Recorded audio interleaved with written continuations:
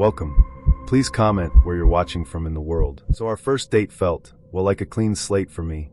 An easy laugh that didn't feel forced. Something genuinely decent finally showing up when I wasn't even looking for it. A dangerous, beautiful lie. We met near the canal, at a tiny Italian place tucked away like a secret, its red-checked tablecloths and flickering candles promising intimacy. The tables were jammed so close you could practically borrow your neighbor's bread without asking. A cozy chaos I usually loved. He was already there, early, a quiet presence in the corner booth. Tall, neat, his dark hair a little too perfect, his hands resting on the table. They looked considerate. Not pretty boy manicured, just clean, strong, uncalloused. He had that steady eye contact, too, the kind that didn't flinch, didn't dart away, the kind that made you feel like the only person in the room, like every word you said was the most fascinating thing he'd ever heard. I'm not easily impressed, not after years of navigating this city and its endless parade of charming liars, but something about him disarmed me. When the server set down dessert, a tiramisu we hadn't even ordered, a subtle gesture of generosity from him, and he slid the extra spoon toward me without a word, I felt my shoulders unhook from their usual defensive hunch. A simple, thoughtful act. Harmless. We walked out into that post-rain air, the city humming around us. A blue line rumble vibrated somewhere behind the buildings, a familiar pulse that usually grounded me. He offered to walk me to my car. "It's right around the corner," I said a little too quickly, a nervous flutter in my stomach that I told myself was excitement. "I know," he replied, a small, knowing smile playing on his lips. And that was the first hairline crack in the perfect facade, a barely perceptible tremor. It didn't set off alarms, not yet. I dismissed it as charming attentiveness. He smelled like fabric softener and something faintly metallic, a scent I attributed to the city doing city things, to the damp streets and the urban grit. When he asked to see me again, I said yeah, faster than I meant to, the word tumbling out before my brain could censor it. I drove home grinning like a fool, the kind of idiotic, wide-mouthed smile that hurts your cheeks. I showered, the hot water washing away the day's anxieties, leaving only a lingering warmth. I doom-scrolled TikTok for an hour, the mindless distraction a poor substitute for processing the strange, exhilarating evening. Finally, I passed out to the radiator's late spring clatter, my building's old bones talking to themselves, a comforting, familiar sound. In the morning, the silence was wrong. The radiator was quiet. The clatter was gone. And then I saw it. My front door was open 3 inches. Not flung wide, not dramatically ajar, just a precise, deliberate cut of hallway light like a blade through the dimness of my apartment. Everything in me went still, a cold, heavy dread settling in my chest. Then, everything went busy, frantically trying to rationalize. I told myself I must have been half asleep, too tired, too giddy from the date, and forgot the deadbolt. Happens. We've all done it, you know. A little voice, thin and reedy, whispered that I never forgot the deadbolt. I lived alone in the city. Forgetting wasn't an option. Still, I forced myself through the motions. I checked the laptop, still on the kitchen counter. My wallet, on the dresser. The cash spot in the junk drawer. A ridiculous place where I occasionally stashed emergency 5s and 10s. All there. Nothing seemed disturbed. Nothing seemed missing. I shut the door, the click of the latch echoing too loudly in the quiet, then turned the deadbolt until it clicked like a prayer, a desperate plea for safety. I left for work with that high, tight feeling under my ribs, the one you get after a near miss on Lakeshore Drive, a phantom impact that leaves you breathless and rattled. All day I couldn't settle. My head felt like the quiet ring after a concert. Nothing loud, no screaming feedback, just that ghost of sound you can't quite shake, a persistent, unnerving hum. My focus was shot. Every shadow in the office, every unexpected noise made me jump.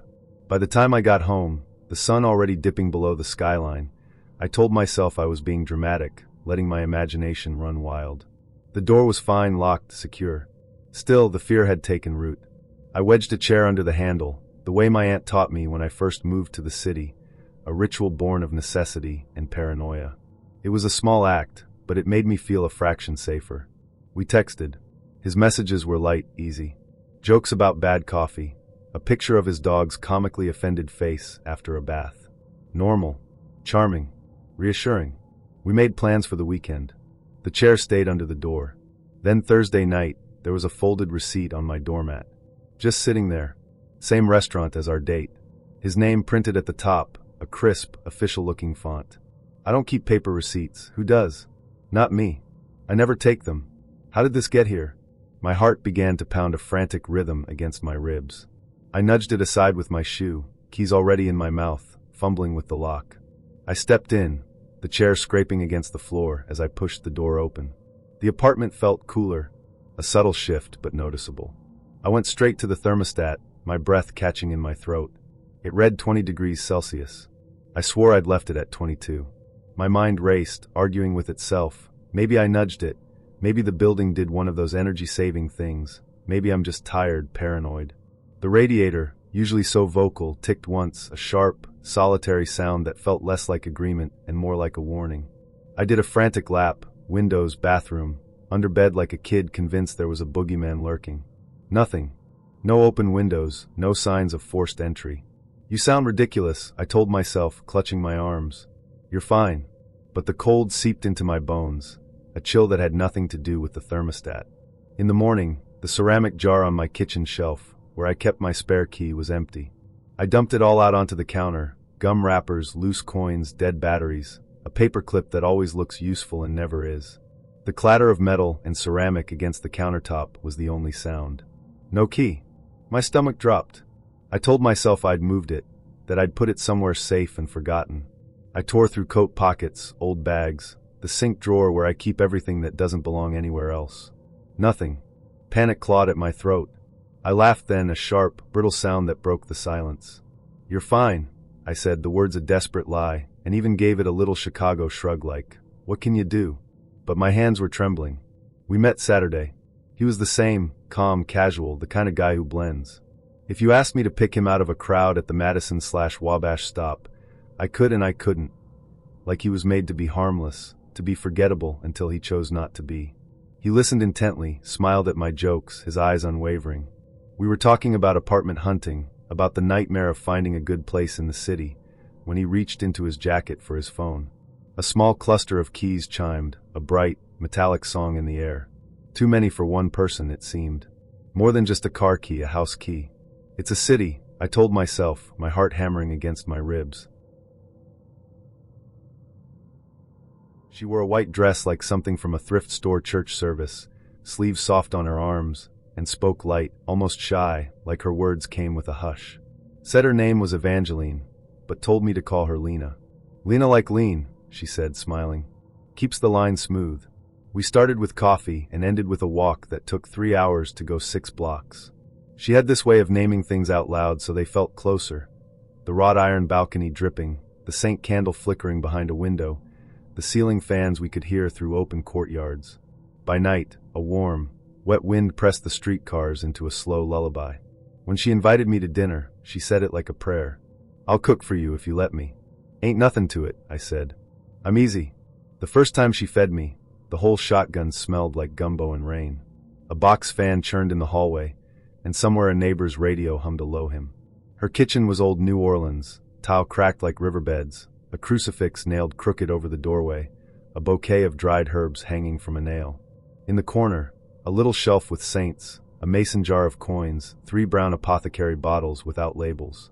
She moved careful as a nurse, stirring without looking, humming under her breath. I caught the tune and couldn't place it, something like a Cajun lullaby rolling on a minor key. I don't measure, she said, tapping the wooden spoon twice on the rim. Let the pot decide. When she set the bowl in front of me, the steam rose like a ghost. It tasted like home and something older, smoke and time and a bitter edge that made the sweetness deeper. She didn't eat much, just sat across from me, elbow on the table, chin in her palm, watching the way a mama watches a baby, fond, focused, satisfied. Every time my spoon scraped, her smile tilted softer. Good, she asked. Lord, I said, wiping sweat. I could marry this. That night, my stomach roared like a brass band. I woke up slicked with sweat, dizzy enough to sit real still and count my breaths. Figured it was the heat. Figured I'd had too much hot sauce. Ain't nothing to it. The second time she cooked, it was a rice and okra thing, thick as August air. She laid a candle on the table like a low moon. The bitter note was there again, hiding under the pepper, the way a truth hides under a compliment. She fed me first bite on her spoon and laughed when I tried to kiss her fingers. Eat while it's hot, she said, and there was something in the way she said hot that made me swallow fast. I threw up that night, bent over the sink with the fan rattling hard enough to strip its own paint. What came up had little black flecks in it, not pepper, not charcoal, something that bled dark when I smeared it with a thumb. The smell had a metal to it, pennies under my tongue. I told myself the pot burned. Told myself anything that wasn't the thought standing behind me with cold hands. Lena came by the next afternoon with a jar of broth she said would cool my belly. On the walk from the door to my table, I heard the delicate clink of glass in her purse. Tiny bottles, 3 or 4, a sound like coins in holy water. She said she used little helpers, tapped the side of her nose. Old things. Not bad. Just strong. You gotta coax a body to heal. When I started bringing it up to friends, just a flick at first, a laugh they could catch, every one of them gave me the look you give a man who's about to step wrong on a rotted porch plank. You're losing weight, my barber said, and not the good kind. My mama said to bring her by Sunday so she could look her in the eye. Lena kept cooking, kept humming, kept watching me eat like my body was a clock, and she was listening to it tick. The worst spell hit after her healing soup. Dark as river water, herbs floating in constellations. Halfway through the bowl my legs went soft. I crawled to the sink, and the black flecks came again, sticky, staining. When I came back to the bed, her side was smooth. Her bag was gone. Door locked from the inside. She came the next morning with pancakes. The scent of butter slid along the walls. I didn't touch a bite. Her smile fell slow, like a curtain somebody let go of. For the first time, her eyes looked past me, like she was measuring the room for a different table. You don't trust me, she said. It wasn't a question. I said I was queasy. Said work had me off schedule. Said anything that wasn't the truth, which was I'd started to taste the metal before the spoon even reached my mouth. She stood, smoothing her dress. The air felt crowded with things we hadn't named. Some people, she said softly, eat and run. Some people eat and stay. Her voice turned so gentle it hurt. I like feeding people who stay. I took the soup to a friend at Tulane's lab, who owed me from the time I fixed his AC. He didn't ask questions. Called me the next day with a voice tight as a drum. Low-dose neuro stuff. Not lethal like this, but consistent. It'll make you lightheaded. Forgetful. Easy. He paused. You need me to call someone? Look, I ain't new to crazy. I've dated the whole red line. Musicians, startup guys. One guy who swore he was writing a novel in Somerville, and the only page he finished was his Venmo request. But this? This was something else. It's March, that mean kind where the wind off the harbor slices you clean through your coat, and the sidewalks are a collage of black ice, rock salt, and old Dunkin' cups. I'm on the green line with a headache and a chipped nail, scrolling Tinder, so I don't look like I'm making eye contact with the guy arguing with a trash can. Then I see him. Not looks like him. Him. Same messy hair, same stupid half smirk, same shallow scar near the lip from when the bottle shattered junior year. My thumb froze so hard my phone thought I'd died. Different name. Different age. Same face. I swipe right like a moron. Instant match. He messages first, "Hey stranger." I laugh out loud, one of those sharp barks you hear over the squeal of brakes at Park Street. We do the small talk. It's fine. He suggests dinner in the North End. I say yeah, because apparently I'm a raccoon, easily trapped with pasta. The place he picks is dim and warm, red-checked tablecloths, candles floating in cheap Chianti bottles. Forks clink. Plates clatter. The kind of spot where every couple looks like they're about to ruin their lives together and call it romance. He walks in wearing a gray hoodie, under a pea coat like Boston cosplay. When he smiles, my body answers before my head can. My chest goes tight, my palms go cold, and the part of me I keep barricaded starts pacing the room looking for exits. "Hey," he says. His voice is exactly wrong, exactly right. "You look different." "Hair," I say, and sit so fast my chair squeals. We're good at easy for about 10 minutes. Weather. Work. My landlord who thinks fixing the heat means texting, try a sweater. The server sets down bread and olive oil, the room hums, and the rhythm pulls me in like a rip current. Then he tilts his head, and it happens. He says my old nickname. The stupid one only my ex used, the one no one else could ever make sound like a good thing. He says it soft, almost a secret, and the clinking glasses around us sync up for a second like the city's agreeing. Yes, this is happening again. My throat goes sand dry. "Don't," I tell him, voice flat. He smiles. "Not sorry. Proud." "Relax," he says. "I'm different now. I'm cynical, not stupid. You're a stranger. Sure, he says, like we're playing a game and I'm supposed to guess the rules. Or I got another shot. He starts dropping details. Not the Googleable kind. The private stuff. The olive thing. How I say I love him and pick him out anyway. The night the power went in my old apartment and we ate cereal by phone flashlight. The fight where I said, I can't keep moth-airing you. And he said, I don't need a mother, I need you. And then didn't show up for a week. He quotes it back to me like he's reading stage directions. Maybe we met before, he says. Different context. Maybe you should go. I tell him, clipped, and reach for the check. He leans in. The candle wobbles. You said once if you got the chance again, you'd do it different. I said that into my pillow, I say. To no one. He laughs quiet. Not no one. Every reflective surface in that place is wrong. The window, the knife blade, the bottles shine, each one a beat behind reality. When he turns his head, the reflection lags a blink, like it's thinking about it. I stop breathing long enough to hear the room reset itself, cutlery mutter music. I get up, toss cash, and leave. Outside, the wind knifes my lungs. Hanover Street is alive with people who don't know they're safe in the stupidest ways. I walk like I mean it, turn down an alley, call a lift, cancel it, duck into a bakery I don't need because sugar is an alibi. My phone buzzes. Unknown number. I don't answer. He doesn't follow. That's almost worse. Back home in Southie, I lock the door twice. My breath fogs in the cold kitchen light. The window shows me a version of myself that lingers half a second too long. I sleep like I'm waiting for a fire alarm. A note is under my door in the morning. Folded once neat. The handwriting is his, left slanted, cocky, a little teenage even now. Do you like me better this time? I move in a week. New number. New lock. I switch T-lines to break my habits and end up accidentally learning all the bus schedules like a punishment. Still, he shows up in the seams. At Government Center, I catch a gray hoodie across the platform, still as a statue. When the train screams in, his reflection hangs in the glass after the real world moves. On the Red Line late, the window catches someone standing behind me that isn't there when I turn. At the seaport, wind coming in hard, a smear of him skates across a metal railing a half-beat late, like the city's buffering. Okay, so, I live half my life online, don't judge me, and I guess death got there first. I'm an LA person who somehow ended up in Seattle for a contract gig that was supposed to be 3 months and is now, hey, can you just own this? The city feels like it was built inside a softbox light, gray on gray, drizzle that never commits, everyone in muted tech core with a tote bag that says they care. My apartment faces an alley with ferns growing out of brick. The windows are basically mirrors by day, screens by night, my face layered over whatever's open on the monitor like I'm haunting my own tabs.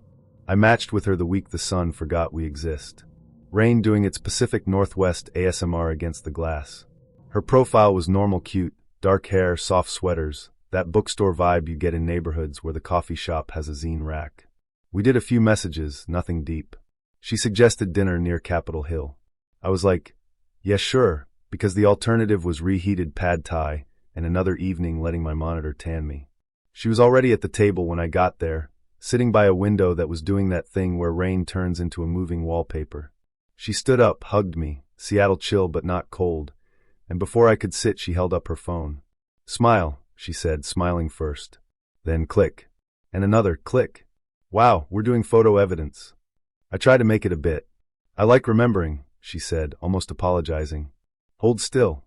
She hummed when she took them, this tiny melody you'd miss if you weren't watching her mouth. It was soothing and weird at the same time, like when a dentist says, you're doing great, and you can't feel your face. Dinner was easy. I told a story about LA parking, a blood sport, and she laughed like I'd just invented the concept of suffering, which honestly, yes. Every few minutes she'd lift the phone, me cutting pasta, me laughing, me half talking with my hand up like a TED Talk. Each click felt a little more like a metronome. Another beat. Another mark on a line I couldn't see. Your lighting is perfect here, she said, angling the candle toward my jaw like she art-directed romance. Hold still.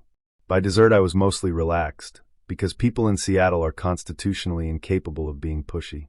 When we said goodnight, she kissed my cheek and took one last photo of me putting on my jacket.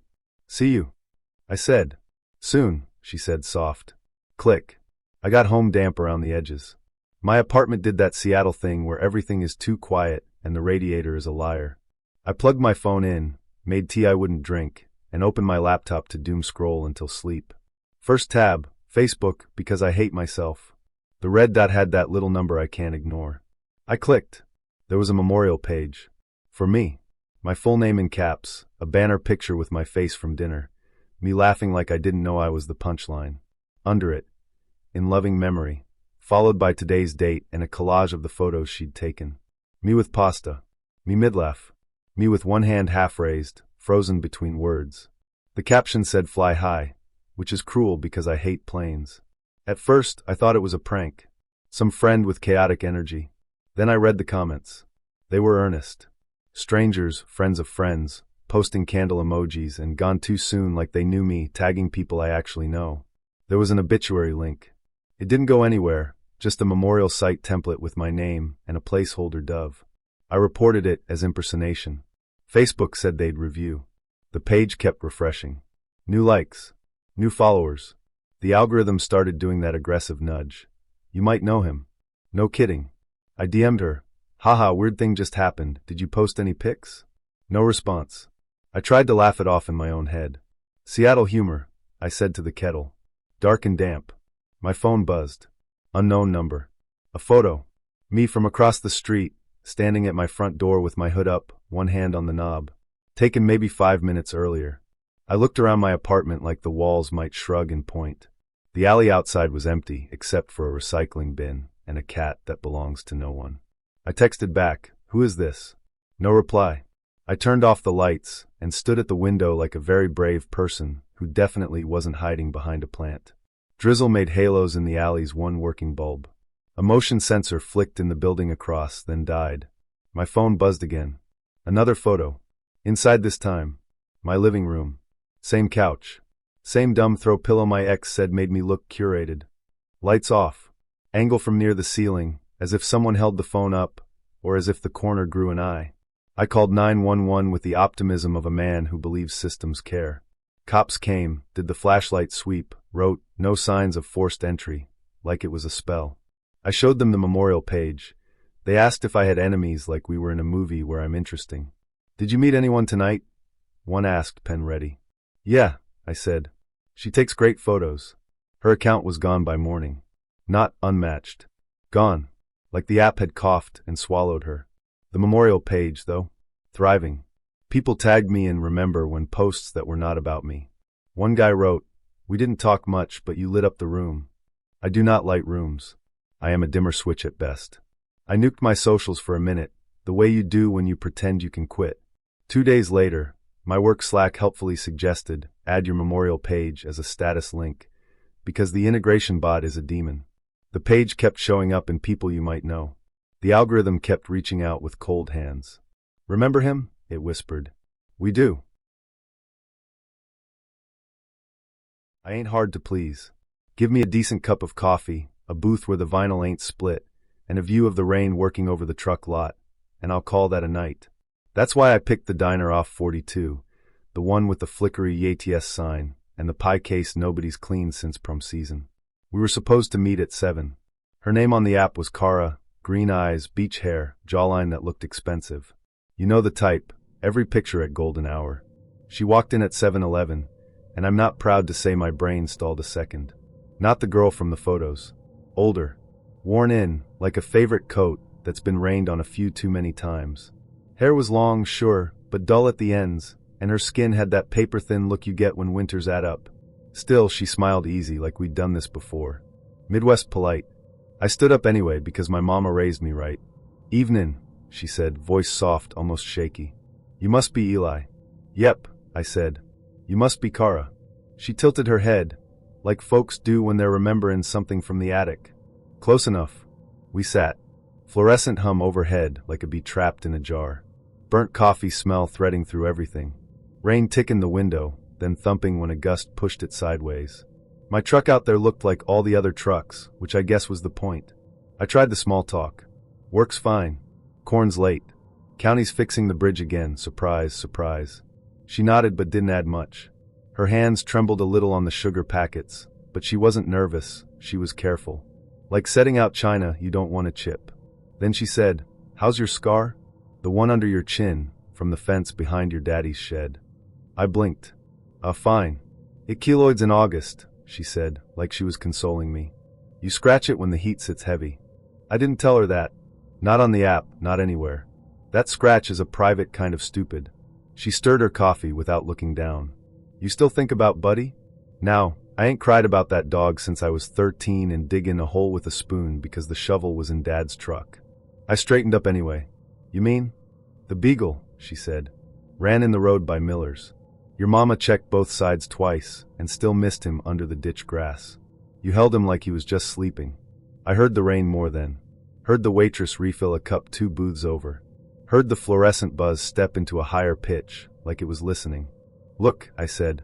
I don't know. You used to twirl your necklace when you lied, she said. Little silver fish, St. Peter, wasn't it? She reached into her purse. The leather was old, cracked in corners. From it she pulled a small, knotted piece of tissue, folded neat as a church bulletin. She set it between us. Open it, she said. I did. The tissue stuck a little, my fingers were clumsy. Inside lay a thin silver fish on a chain so fine it looked like a line of rain.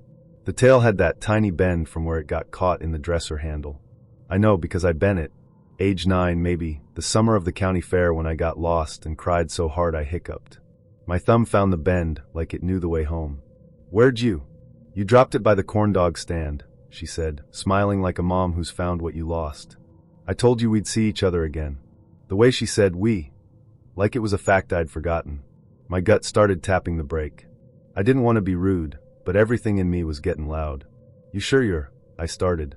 Kara's fine, she said, quick. Names wear out. I looked at the window and saw us reflected, the two of us in a soft, gray version the rain had made. Only I noticed something wrong.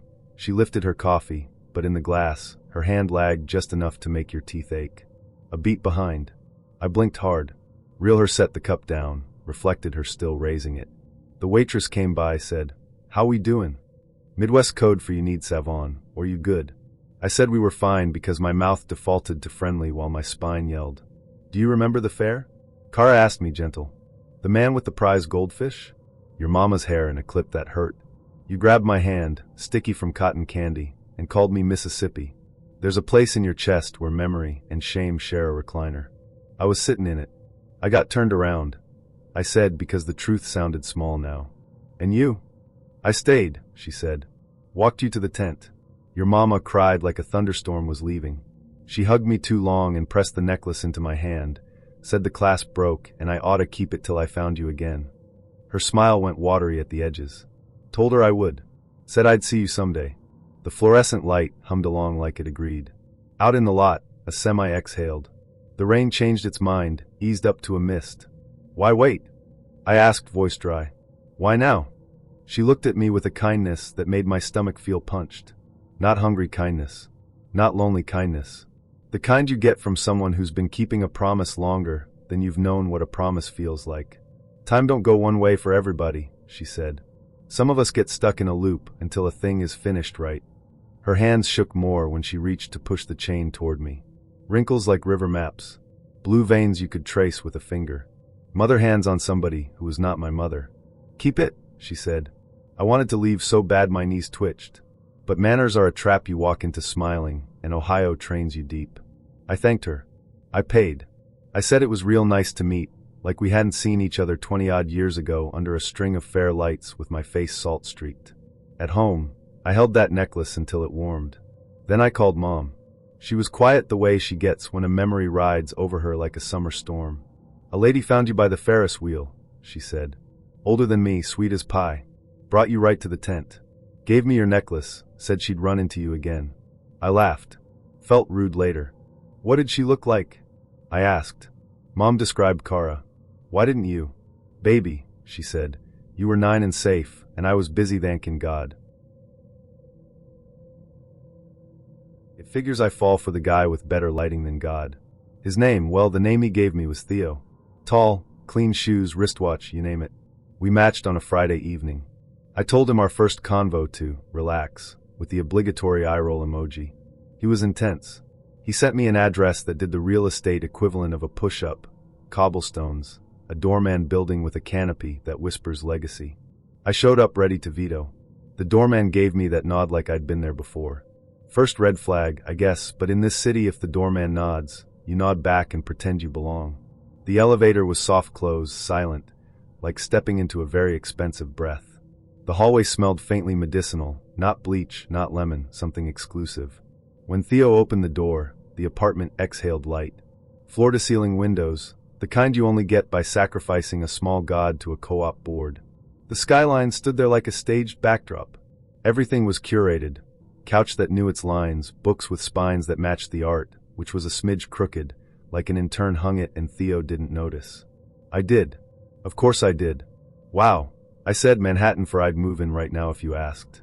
Come on, he grinned, hand at the small of my back like he'd been given blocking notes. Let me cook. He moved around that kitchen like choreography, pan already hot, olive oil glinting, wine breathing. He had the voice you get from leading meetings, not shouting. The jokes were calibrated.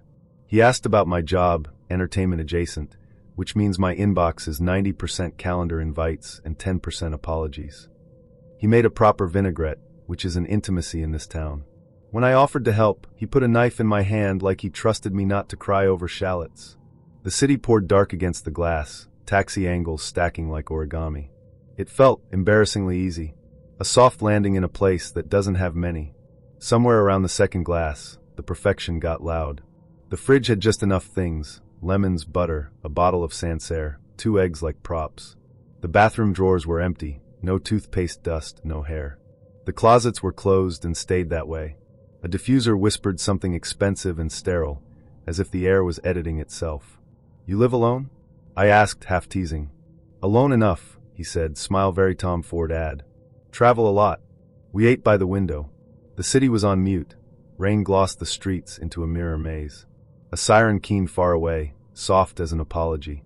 The subway screech carried all the way up somehow, a thin line of metal against metal that echoed under my ribs.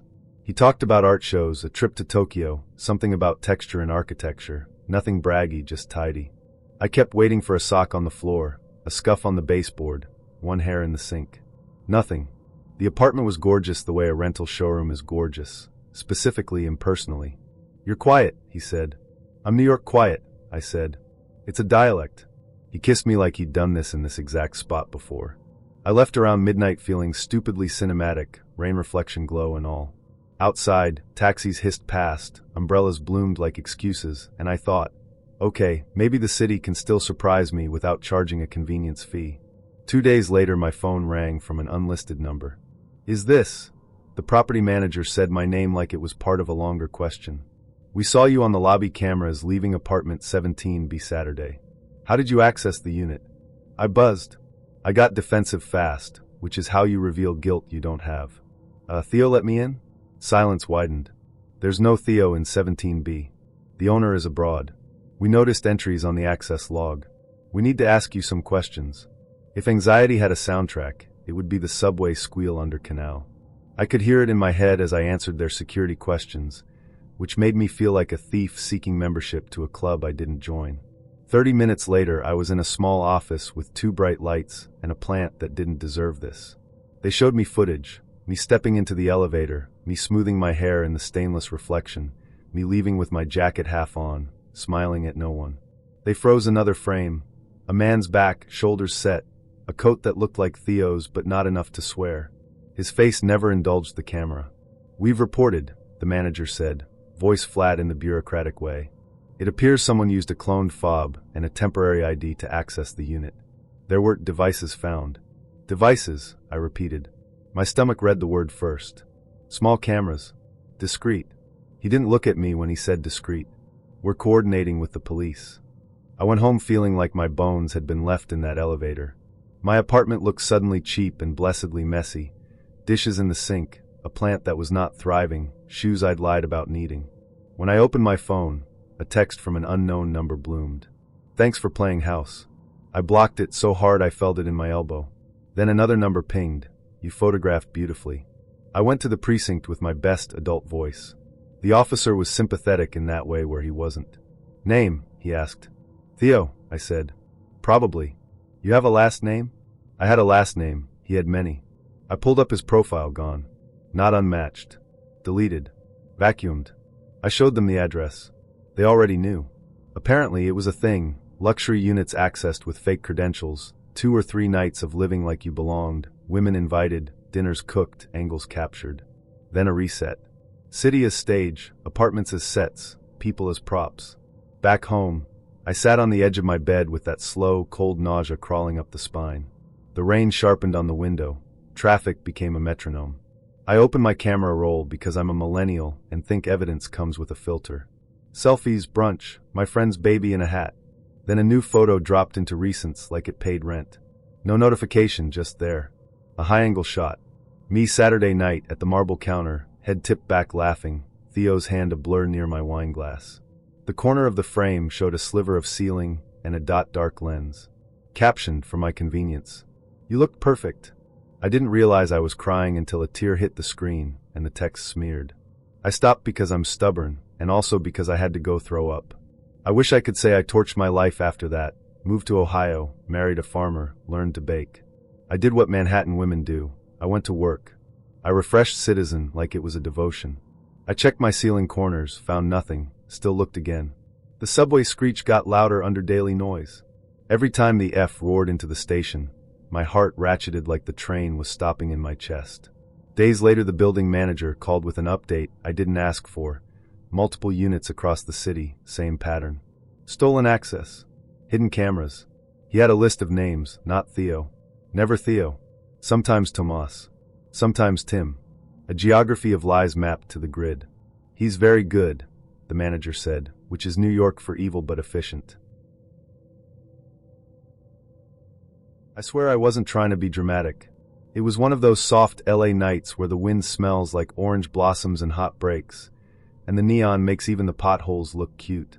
We met at this bar in Silver Lake with too many plants and a bathroom selfie line. He was smooth in that specific Los Angeles way, button down, clean sneakers, a watch that didn't scream, and cologne that whispered expensive. I know the type. We all do.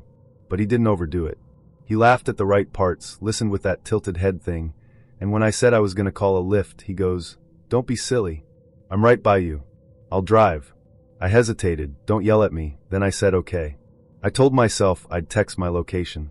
Then I opened my phone, saw 1% battery, and thought, cool, a morality play. His car was spotless. Like dealership floor spotless. Black leather, a faint glow on the dash. He opened my door, and the smell of his cologne kind of clung to the seat belt. I buckled. My phone died right as the map app spun up.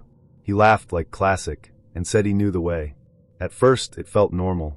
We did Sunset West, headlights on palm fronds, the Hollywood sign throwing that pale smile over the hills. The radio was low, some playlist with synths and breathy women. I kept talking to keep it casual, even though a little tremor had started under my ribs.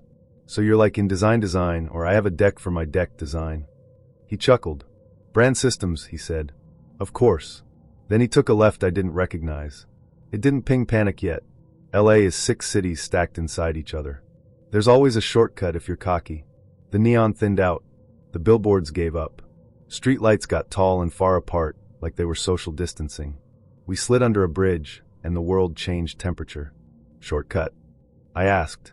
"Yeah," he said, easy. "Just faster."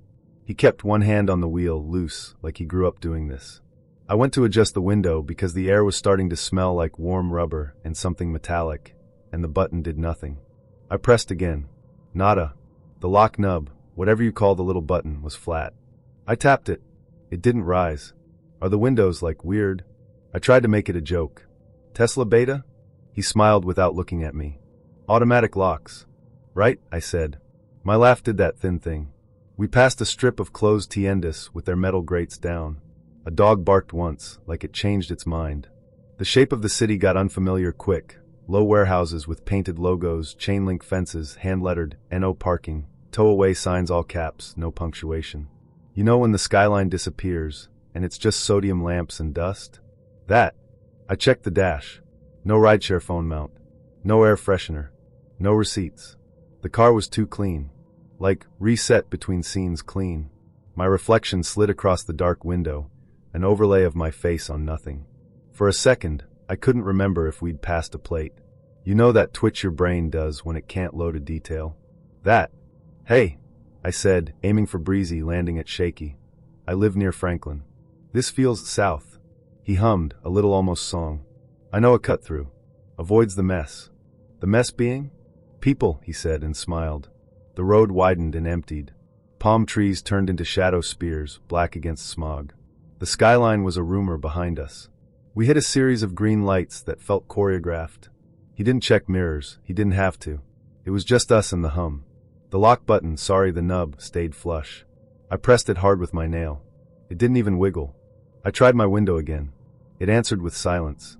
My chest decided to become a drumline. He glanced over, just a flick, and laughed softly like I'd said something cute. It's a safety thing, he said. For who? I asked. He didn't answer. He turned right, and the street swallowed the last of the restaurants. Now it was only stucco, corrugated metal, and a smell like hot pennies. A warehouse rolled by with no sign, just a number stenciled in black. Another had a light on, way in the back, too far for anyone to help with anything. I'm kinda gonna be sick, I said too loud. I get car sick when it's this. I made a circle gesture at the dark, as if the dark had air quotes. He laughed again, not mean, not kind. It landed dead. Almost there. Where's there? He didn't answer that either. The road turned to cracked asphalt. The tires made that crunch-grind noise like they were chewing glass. A fence went by with a hole cut out of it. I did the math on running, distance to any door far, shoes, ankle boots with a zipper that sticks. My cardio, lol. Hey, can you pull over? Like now. I said. I need air. You're fine, he said. It's automatic locks. Weird how fast language stops meaning things when your body's yelling. I decided on chaos. You know that thing where you yank the gear to park out of pure feral hope, even though you aren't supposed to?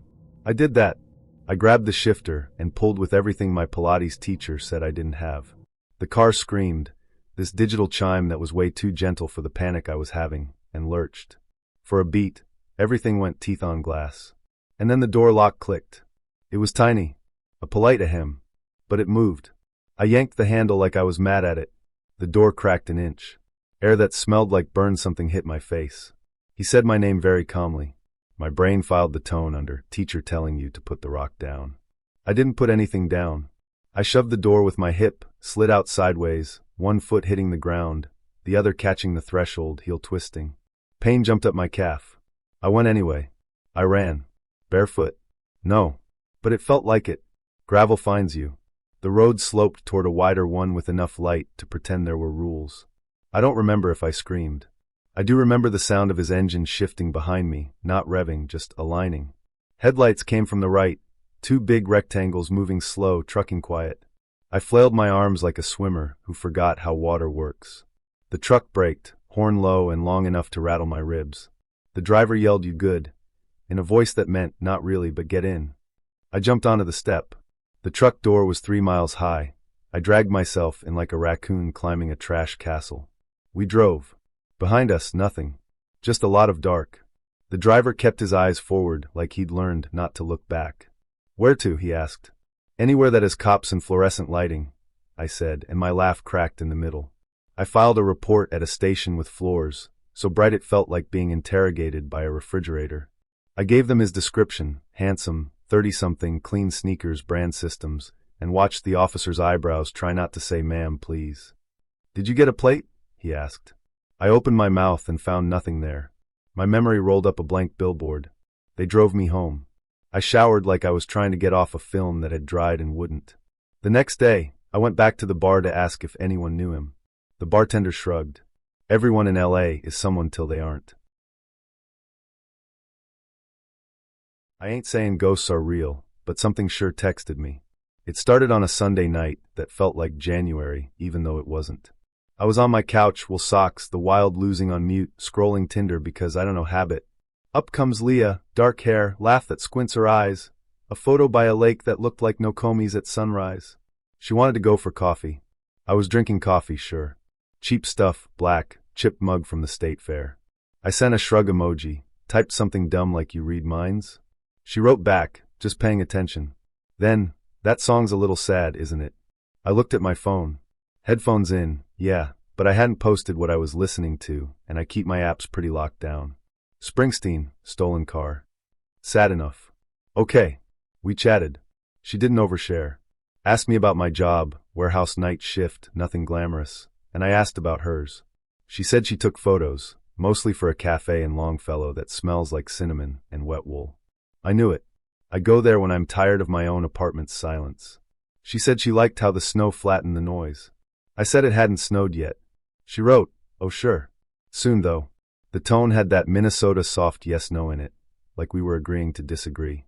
Next day, I'm at the bus stop on Lake and 28th, wind coming off nowhere in particular, that cold that drills the inside of your nose. Phone pings. Leah, missed the 14 by a minute, huh? I hadn't posted. No check-in, no nothing. I looked down the street, saw the tail lights turning, felt seen in a way that didn't feel good. I wrote back, lucky guess? She sent a photo of the gray sky. The kind of picture you only take when you really love a place that doesn't try very hard. We made a plan, kind of. Coffee later in the week, after my shift. I was trying to play it sane. She sent me a picture of a window with condensation and a heart drawn in it, and for a second my chest did that thing you don't admit. Fine. People get lonely here. Winter trains you for it. Tuesday, I got curious and did the thing I promised myself I wouldn't. Googled her. It pulled up an article from 3 years back. Candlelight vigil by the lake, her name in the headline like a bruise. Leah M., 27, went missing after leaving a party near Seward. Car found, wallet found, Leah not found. Friends wrote about how kind she was, how she took pictures of strangers and made them feel like art. I clicked her profile on Tinder. Gone. Not unmatched. Like the app swallowed her to be polite. I told myself it was some catfish using a real person's photos. Happens. I told myself a lot of things. That night at 10:12, I got an email to my old Yahoo I forgot still forwards to Gmail. No subject. Just a photo attachment. Me at that same bus stop, taken from across the street. Hood up. One hand in my pocket, one on the strap of my bag. The timestamp was 5 minutes earlier. Small aurora of pixels shimmered along the edge like the northern lights got stuck in a JPEG. My stomach did its own weather. I didn't sleep much. The radiator clicked like it was counting something. The next morning, I walked to that Longfellow cafe because doing the normal thing felt like a shield. It was full of the usual, laptops, wet hats steaming, someone trying to learn banjo on YouTube. On the wall there's this grid of framed photos. I've seen them before but never looked close. Light on snow, a coffee cup, hands cupped around a candle. And there she was, small printout under the frame, in memory of Leah M., our friend and photographer. The barista caught me looking and said, she was good with light, like an apology for the rest of it. Okay, so the dead girl's memorial is in the place she said she worked. Good. Bad. Something sure texted me. I told no one, took my coffee, left a tip like it could fix it. Night comes early here, especially when you're waiting. I put on a record to pretend I was in control of what sounds happened in my home. Around midnight, I noticed a new icon on my phone that wasn't there before. Tinder. I didn't reinstall it. I pressed it anyway because that's what we do. It opened to my profile. Only it wasn't me. Her lake photo was my main. Her smile where my face should be. My name at the top. Everything froze except for a glimmer in the background gray, like the aurora again, small and stubborn. A chat bubble pulsed. New message. The whole screen felt like a held breath. You live better from here. The word sat there plain. Not a threat. Not. My hands went cold enough to hurt. The app locked, then shut. When the phone woke up, my home screen was normal. I turned it face down like that matters. I could have moved. People do. Duluth. St. Cloud. Somewhere with less signal. But Minneapolis has this grip. Lakes in summer that make you forgive it, and winters that make you earn it. You don't leave just because something you can't parse looked at you. You add another blanket, and you keep going. I started noticing when my phone glitched. Outside the 3rd Street entrance to the Skyway, the screen would throw a tiny green shimmer when the wind hit wrong. In my bedroom, the clock app lagged a heartbeat, then caught up. In the corner of the mirror, for a blink, a camera frame would pop and vanish. If I didn't look right at it, I'd see more. I went back to the cafe once a week.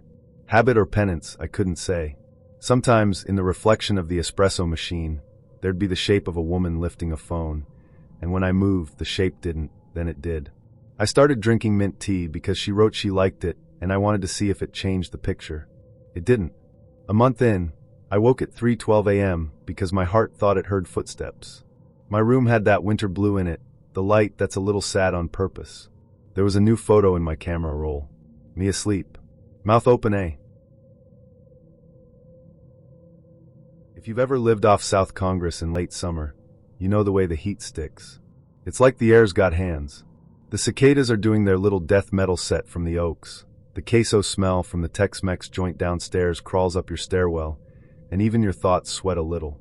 That's the vibe the night I matched with him. We'd been trading jokes about tacos v.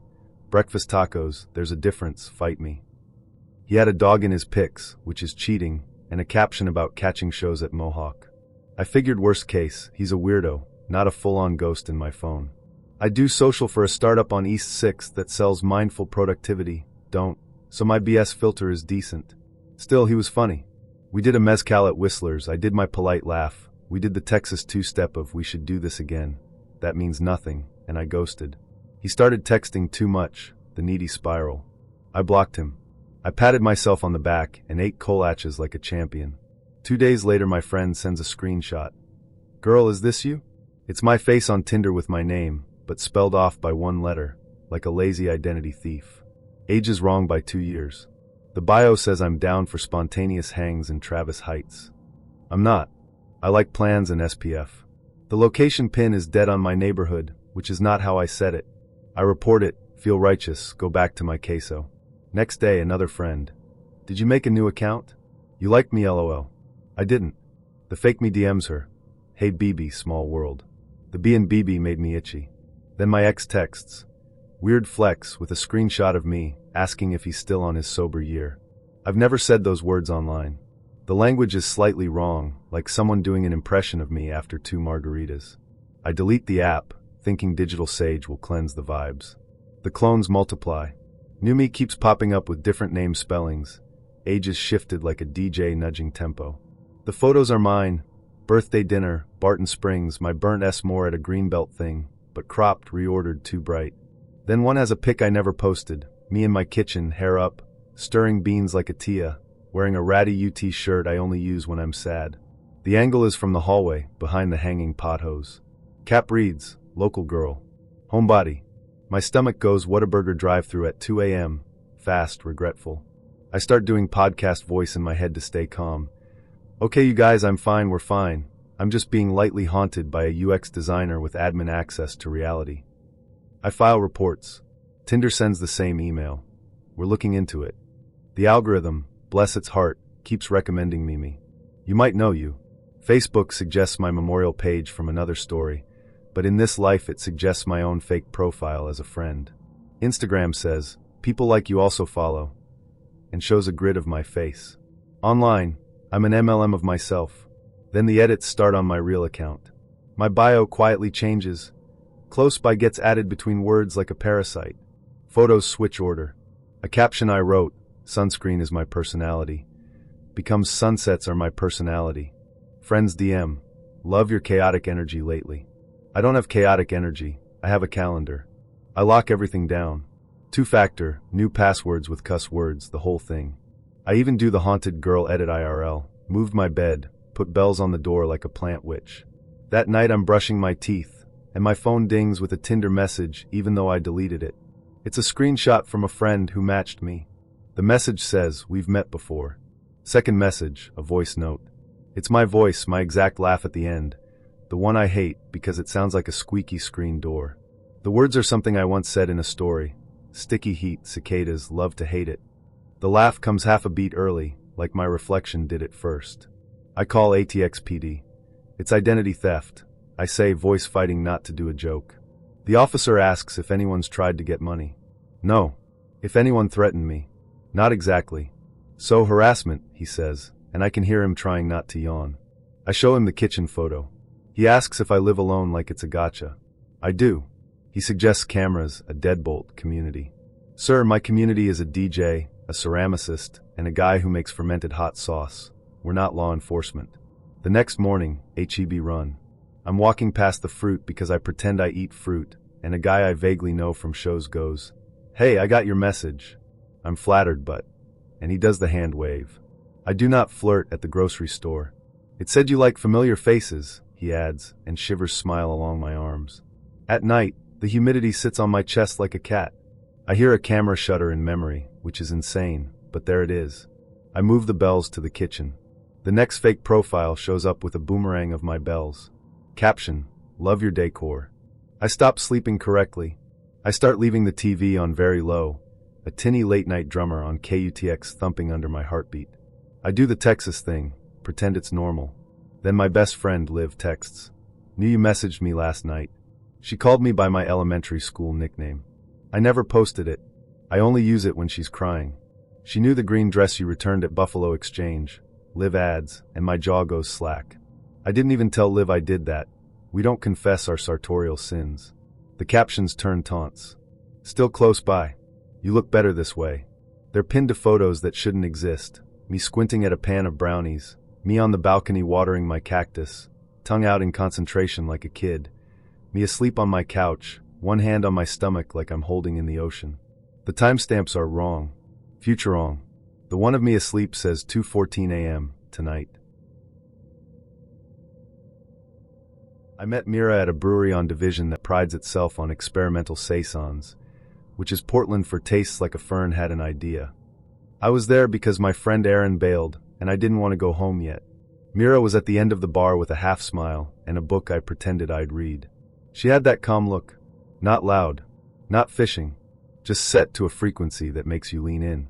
We talked about normal things, work mine, UX for a local co-op that sells artisanal spreadsheets, hers, freelance interiors, which tracks, bikes, her surly versus my too proud custom build I never shut up about, and whether the rain actually ever stops, no. She laughed at the right spots, asked decent questions, didn't pretend to like IPA. When her glass hit empty, she said, "You should see my place. The acoustics are better."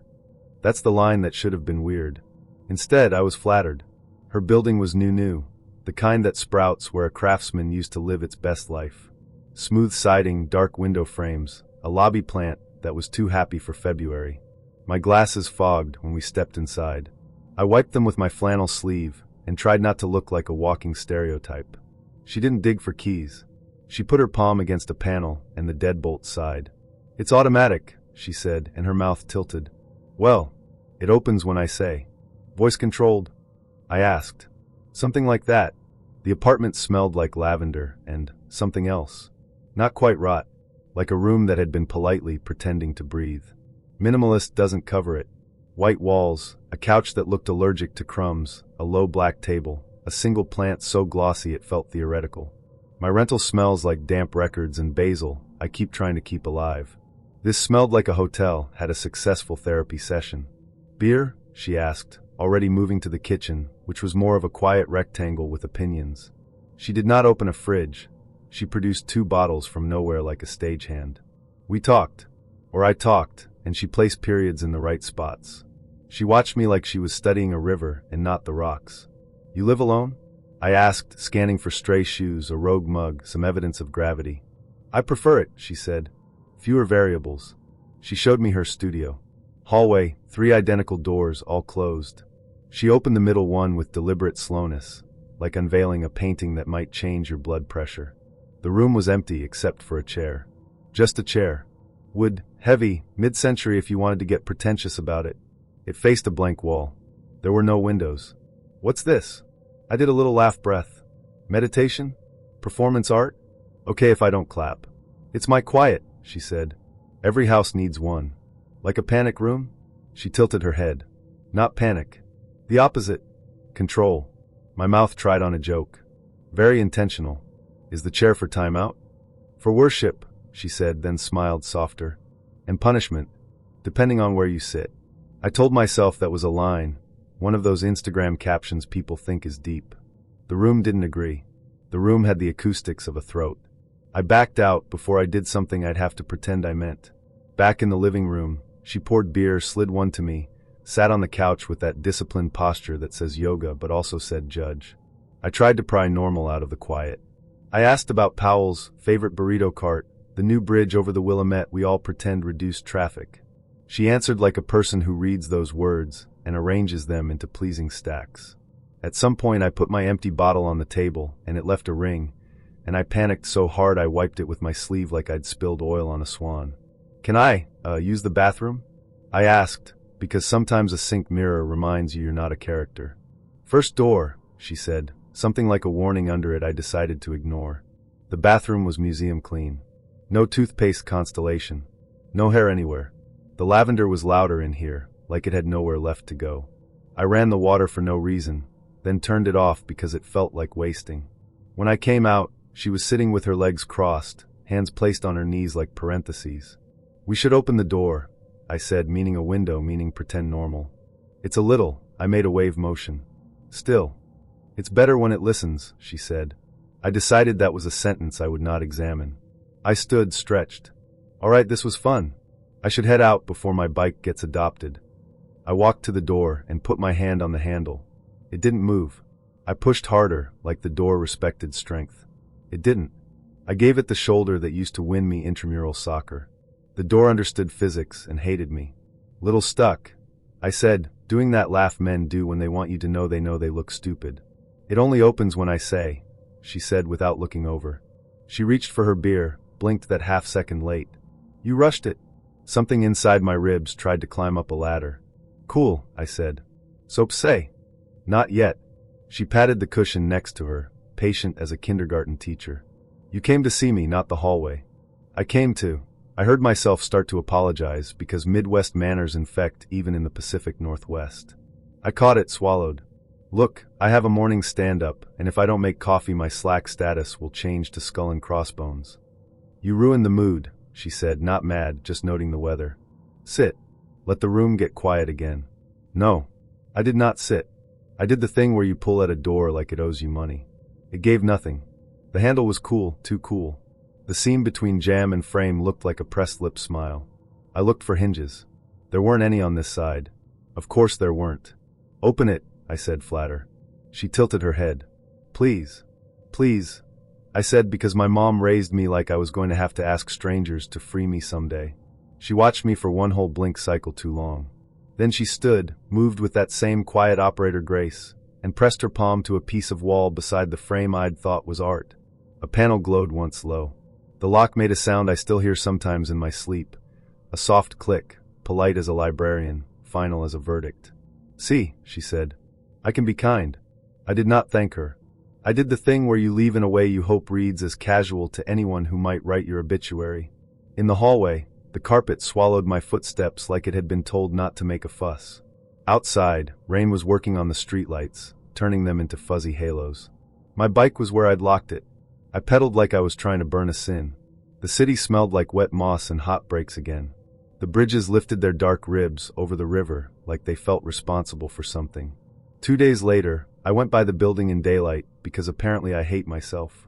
The lobby plant was still thrilled to be alive. The mailboxes were blank, no names, just numbers. I asked the guy at the desk if Mira had a package. "Who?" he said, not looking up. "Mira." Tall, dark hair, calm like a Zen koan. He shook his head. "No Mira here." "Apartment 304? I tried." "We don't have a 304, he said, finally meeting my eyes like it was a test I'd failed. "Odd numbers only. Design choice." I laughed because that's what my body does at funerals. Outside, the rain tried on sunlight for a minute, decided it wasn't for her. I will tell you straight, sugar, I ought to have listened to the heat. Savannah heat is opinionated. It presses its palm to the back of your neck and says, "Baby, go on home." But that night the air felt different, soft as a church fan and smelling like rain and magnolias crushed under somebody's Sunday heel. The cicadas were testifying from the oaks. All that drapery of Spanish moss hanging like the stage curtain was about to open. I'd matched with a man named Drew. Said he was a chef, said yes ma'am like he meant it. Said he'd cook me something simple and good. I told my cousin Lila where I was headed, texted her the address, and she wrote back, "Lord, be careful," with 3 little angel emojis that didn't help my nerves at all. His place was a small, proud house on a quiet street where the sidewalks heave and the crepe myrtles shed pink confetti you'll never sweep up entirely. He opened the door before I knocked twice. Clean white shirt. Nice hands. Smile easy as sweet tea. "Well now," he said, stepping aside. "You must be Miss Caroline. Come on and out that air." "You'll spoil me if you start with ma'ams," I told him, but the way he said it had a little music in it, and I near forgot to be cautious. The kitchen could have been a showroom. Not a crumb. Counters like polished bone. A single chef's knife rested on a wooden board, as if it was being allowed a nap. A candle burned low, gardenia scented, which is a bold thing to set against onions and garlic, but somehow it sat there behaving. The whole house smelled like food about to forgive you, but underneath, the faintest tang of something cooler, like pennies rubbed thin. "Don't you fret," he said when I hovered, guilty as a raccoon in a church pantry. "Please sit. Bread'll be out directly." He plated things with those tender, decisive motions that make you feel attended to. Every time I reached for a knife, that let me warmth would come over his voice. "No, ma'am, I got you. I got you. Isn't that a spell?" We talked about the heat, because this city and the weather are married, and we gossip about both. He asked about my people, and I gave him the short version. He gave me the shorter one, which I should have noticed. Every answer smooth as meringue. Meanwhile the fan ticked lazy in the doorway, and cicadas kept time, and I could almost pretend his spotless house didn't make my shoulders itch. The first whisper came when he turned to stir a pot. A sound from down the hallway, small and tight, like air escaping a jar. My whole back went cold as a pewter spoon. "You got company?" I tried to ask it like a joke. He smiled without turning. "Just you and me." I wiped my palm on my dress. "Sounded like your AC being ugly." "That old thing," he said, chuckling. "Bless its heart." He took the knife off the board. I didn't see where he said it next. He served the pasta in bowls heavy enough to make the table creak, sauce that clung like a compliment. First bite was lights out good, garlic and basil, and something smoky that made me think somebody's granddaddy had nodded from a porch. But that little metallic edge came back when I exhaled, a thin ribbon under the flavor, like a coin melted into the butter. "You got a little rosemary in there?" I asked. "Just a touch." Then, because he was raised right, "Yes, ma'am." We were laughing about nothing. How tourists point at the wrong river, how moss is never to be pulled, how fire ants have a personal vendetta, when the second whisper reached us. It wasn't a word this time, more like sizzle far away, and a tap-tap, quick as 2 fingernails on glass. "Bless," I said, my food going heavy in my mouth. "You sure that ain't your AC?" He turned his head, polite as a host at a tea, listening. Old house knows how to talk. I excused myself to the little hallway bath to blot my face. Georgia girls know better than to call it sweat. We say we're glowin'. And that's when I felt it proper. The air leaning toward cold near the baseboard, like I'd stepped into a cellar shadow. The smell changed, too. The gardenia got thin. The metal smell got teeth. On the way back, I saw it. The basement door left just a finger's width open. I'd swear it wasn't open before. Cool air spilled through that gap like the house was breathing wrong. "Drew," I called, and my voice came out small. He was at the stove, humming something you might hear at a wake that doesn't know it's awake. "Yes, ma'am." "Your basement," I started, and then I shut up because of what I saw. A hand eased into that little slice of hallway light. Pale. No ring. Fingertips, so white they'd never seen July. It gripped the edge of the door and slipped back, careful as a secret. I near jumped out my skin. My first thought was a woman, obviously. My second was a man. My third was something I won't put words to because I was raised not to invite things in. The whisper came again, layered now, like chopping, like someone making work soft to keep from alarming the baby. "Drew." My voice was a church bell and a mouse. He turned then, face easy, hands empty. "You all right, Miss Caroline? You got somebody downstairs?" He held my eyes for a count that went too long. "Basement stays cool. Keeps the pantry better." The cicadas outside went quiet together the way they do, like the whole yard took a breath. I was done. "Well, I surely do appreciate supper," I said, laying on my manners like armor. "But I'm gonna get out your hair." He smiled, but his eyes did not. "We ain't had dessert." "I ain't got a sweet tooth," I lied, which should earn me a penance. The hallway stretched like taffy as I went for my bag. The basement door held its little grin. My fingertips tangling with the doorknob felt like shaking hands with a snake. I left so polite my grandmother would have clapped, then hurried enough to scandalize every one of her ghosts. I figured I'd score a home-cooked meal, not a ghost story.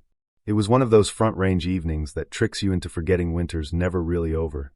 Sky clear as a new Nalgene, dry cold working in from the foothills, your lips chapped before you can say humidifier. I'd come off a late loop at Green Mountain, still wearing a fleece that smelled like dust and sage, when Elise pinged me on Tinder. Her photos were normal, sun in her hair at Wash Park, a dog that wasn't hers, one of those coy, between smiles selfies people take in good bathrooms. "House sitting for friends in Cherry Hills," she wrote. "Too much food to cook for one." Come help me make it disappear. Cherry Hills Village. Fancy. Big trees, long shadows, cul-de-sacs that dead-end into money. I told myself it was a free dinner and maybe a story for the climbing gym later. I'm not reckless, I'm just Denver. We talk to strangers, we bring a six-pack, we believe in our quads and our luck. Her directions wound me into a neighborhood where the stars actually manage to outshine porch lights. The thin air makes sound travel weird there. It's quiet, but you can hear garage doors a block away, coyotes, your own heartbeat. The house had that architect drew straight lines for a living look, low, wide, too much glass. The front door was already open a polite inch, warm light breathing out. My mom's voice in my head said don't love an open door. I knocked anyway. Elise answered barefoot, in jeans and a big sweater like she'd rehearsed cozy, and stuck the landing. She wasn't movie beautiful. She was the kind of pretty that makes you think about what she looked like when she was little. She smiled like she needed you to believe this was normal. Come in, she said. You're letting the heat out. Inside, it smelled like rosemary and something sweeter. There was music I couldn't place, soft, almost nothing. The kitchen was a magazine spread mid-scene. Pasta water rolling, red sauce in a low simmer, a single wine glass sweating on a marble counter. The living room beyond looked staged but generous. Throws on the couch, coffee table books about places with names like Chamonix and Manjari. It felt preserved, like the house had taken a breath and held it. You've got a nice gig, I said, setting my six-pack by the island. Friends must trust you. I'm good at being where I'm not, she said, half to the pot, half to me. Some houses make it easy to belong. I popped a beer to give my hands something to do.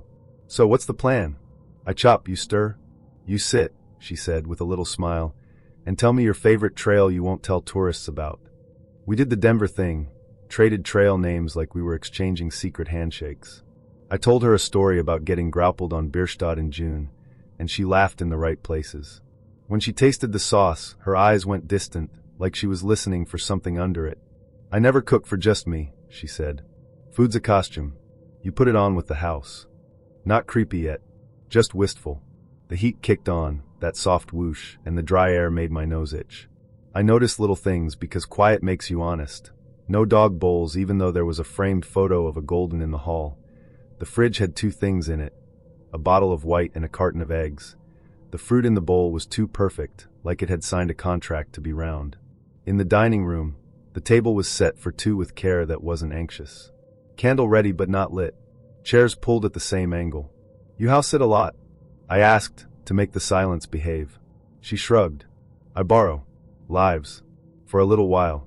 She said it like a joke she might take back. We ate. It was good, and we were two people being polite in a borrowed stillness. Out past the glass, the cold made tiny crystals in the yard lights. My cheeks warmed and my shoulders let go. I was almost convinced the open door had been one of those rich people flexes. See? Nothing here will ever blow away. Then a car door thunked somewhere close. You know that sound. It's you 10,000 times, all the comings and goings of this town. But this one had a key after it. A voice. Two voices overlapping, laughing in a way that says home. Elise froze. Not a flinch, stopped like power cut to a room. They're early, she said, and the color slid out of her face. She wasn't scared of them. She was scared of the scene. You have to. She looked at the kitchen, the table, the door, everything she'd set up like she could rewind it. Go. Back door? I asked, already standing. There wasn't one that made sense. The front steps were a straight shot past the foyer. The voices were inside the garage now, muffled in that insulated way expensive houses are. Elise moved to the hallway, and then she wasn't there. I don't mean she vanished like fog. She slipped. The shadow where she should have been didn't match the room. My brain did that canyon bridge sway thing, and the part of me that talks during avalanches shut up. I grabbed my six-pack like a talisman and headed for the open door, more upright than I felt. The foyer mirror showed a guy with mountain wind in his hair, holding his breath like altitude was a choice. A woman's laugh came from the mudroom, the whir of a garage door finishing. I slipped out, quiet as the snow we didn't have yet. On the sidewalk, the cold bit like it meant to. My truck looked weird in that neighborhood, like a dog in a tux. I'd parked one house down. I don't know why, maybe Minnesota politeness I'd borrowed from a friend. I drove out of Cherry Hills like I was fleeing a storm. The mountains lit the edge of the city like a promise I was too rattled to keep. Back at my apartment near Baker, I sent a message. You good? Typing dots appeared, disappeared, came back. I like borrowing lives for a little while, she wrote. Thank you for the company. I stared at that until my eyes watered. The next day I did the rational thing. Looked up the address on Zillow because this is Denver and we all judge square footage online. The photos were the house, absolutely, the couch, the big island, the view. The listing date said it had been vacant for 6 months. Staged, the description bragged. Move-in ready. I called the number out of spite. A man from a brokerage said a young couple had just closed. Found a wine glass on the counter, he added, amused. Must have been the stagers. I didn't say anything. My mouth was dry like I'd hiked too fast. I grew up where the hills lean in close and the sky smells like wood smoke for 6 months straight, so I'm not quick to spook. You walk home after dusk up here. You keep a scraper in the car in October because stick season don't care. You nod at neighbors you don't know on one-lane bridges, and you don't make a fuss unless there's a reason. That night I had a reason. His name was Jordan. Pictures looked decent, flannel, a canoe, a dog that might have been borrowed. We swiped on a Tuesday, traded the usual, best creamy. I said maple at Morse Farm. He said anywhere the line's long. Snow tires, of course, and whether Route 100 is prettiest north or south, north obviously. Friday, he suggested dinner at his place, up by the ridge, not far past the town line. And I figured, all right. Worst case, it's another guy who salts his walkway like he's auditioning for the highway crew. The air was crisp, that clean cold that tastes like iron. Frost had lacquered the ruts hard enough that my boots clicked over them, not the usual mud-sucking mess. I turned off the main road onto a track that had been plowed once, and then reconsidered. Pines stacked around like choir rows, dark and listening. When I killed the engine, the quiet came down in one piece. Somewhere far off, a church bell counted 6, thin as a thread. Jordan was waiting on the porch, hands in pockets like he'd been part of the railing a while. Made it all right? He said, soft, like we were already inside a library. Road's fine, I said. Didn't want to be rude, but your drop pin looked like a dare. He smiled like he'd practiced in a mirror. Come warm up. Lights are fussy up here. The place was a cabin, sure, if you call everything wood a cabin. Fresh boards. Not much nicked or worn. Nice enough stove squatting in the corner, and a stack of birch rounds too white to have been burned yet. Smelled like pine and a memory of smoke, not the real thing. The kind of clean that makes you feel your boots are rude. He had pasta going, said he'd made sauce, said sit. Said I'll be quick. I sat because that's what you do when someone cooks for you. I listened to the wind ask the eaves questions. It's not nothing the way wind sounds out here, how it gathers its thoughts before it knocks. The lights blinked once, like a warning. Went out. Not a clatter, not a curse from him in the kitchen. Just dark.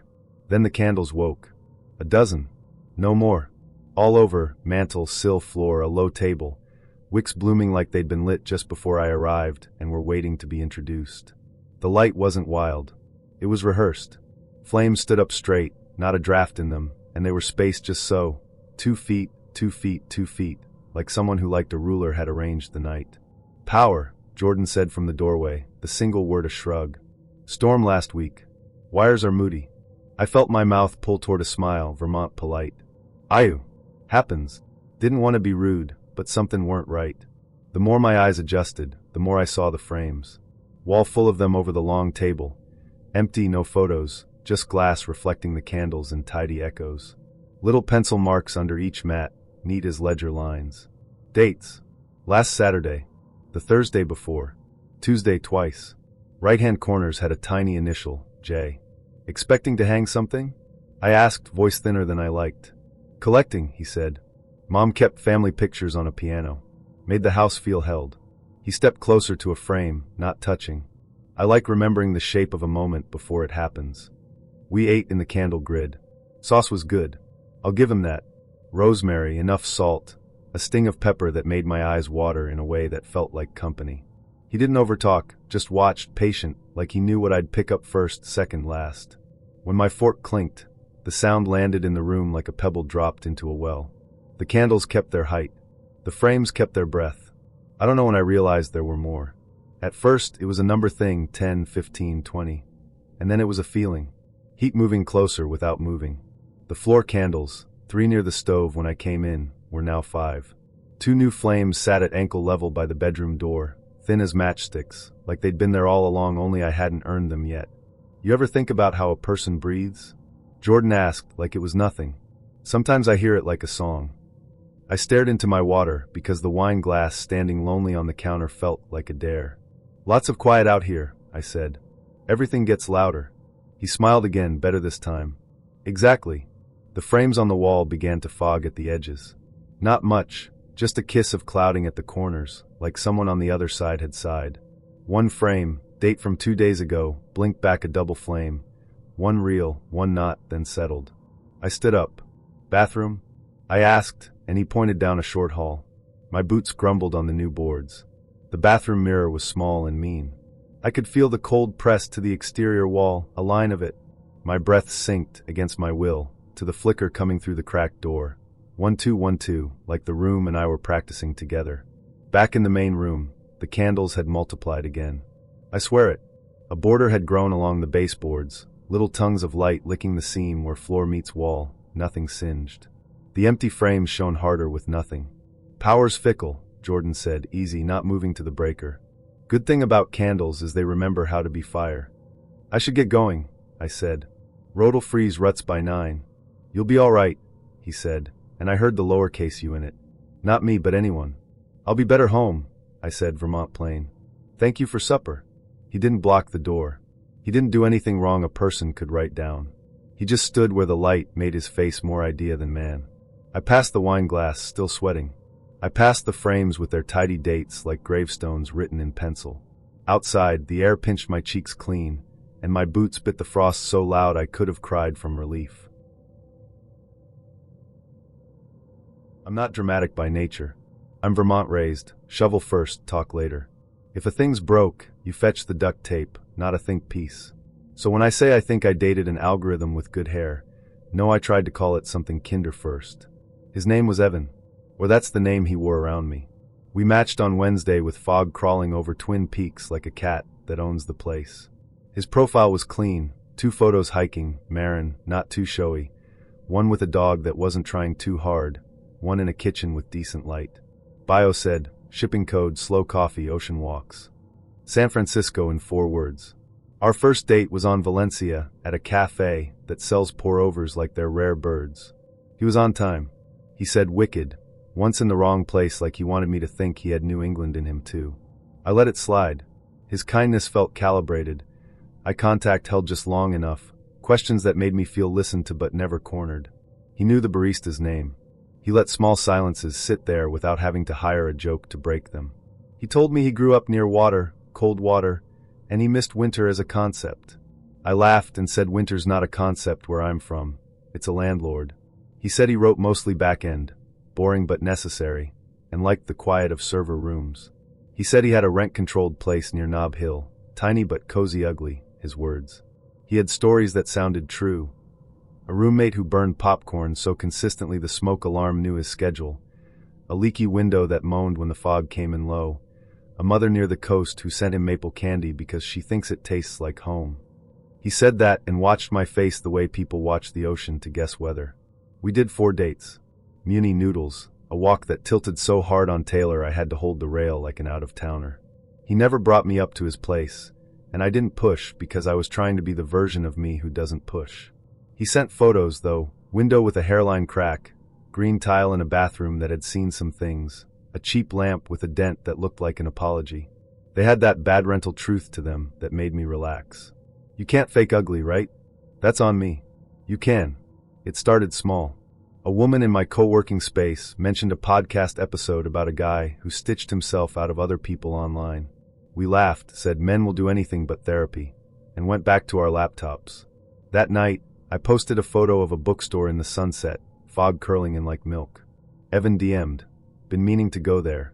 The next day he texted a picture of a book from that store, same angle, but with a reflection in the glass that looked a lot like a different arm.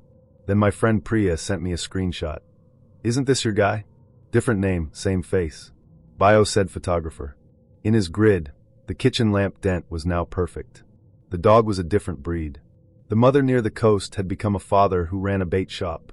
Same cadence, same gentle joke punctuation. The likes were mostly women who posted sunrises with captions about softness. The way you make sense of the world when you're from home is you go to the source. So I went to his supposed block on Nob Hill. The view was fog and a man with a Pomeranian in a vest. The building matched his photo. I didn't buzz. I stood across the street and watched his window like it would confess. It didn't. The night sliced the city into reflections. In one of them, I saw my own face looking watchdog serious and felt stupid in a way that warmed my ears. Back home in my little Richmond studio with the draft I pretend is fresh air, I did the thing you're not supposed to do if you like sleeping, searched him. Not his name, names are water now, but his stories. I found a woman's blog post about her cozy ugly bathroom with green tile and haze. The leaky window moan belonged to a guy in Glen Park who recorded it and put it on SoundCloud as a joke. The roommate/popcorn thing? A thread on Reddit from 2014 with a punchline Evan had delivered to me with the timing of Original Sin. His kitchen photo was a ceiling light away from a real listing on Zillow. Same counters, same crack in the backsplash. Different city. Someone else's dent. I confronted him on a Saturday morning, because New Englanders pick their weather and go regardless. I chose Dolores Park because witness feels safer than walls. He showed up in a jacket the color of nothing. He sat. I said the calm version of "You stole a life." He didn't flinch. He didn't apologize. He asked me to tell him exactly what gave it away, and I realized he was collecting, even as I was handing him his exit. "You're very good at noticing," he said, like we were colleagues. "Tell me your real thing," I said. "Just one." He tilted his head, eyes on mine like he was writing me down. "I'm better at holding stories than being in them." "That's not a thing," I said, hearing the Vermont in me get flinty. "That's a trick." He smiled almost, then let the smile die. He didn't look angry. He looked hungry in a way that wasn't about food.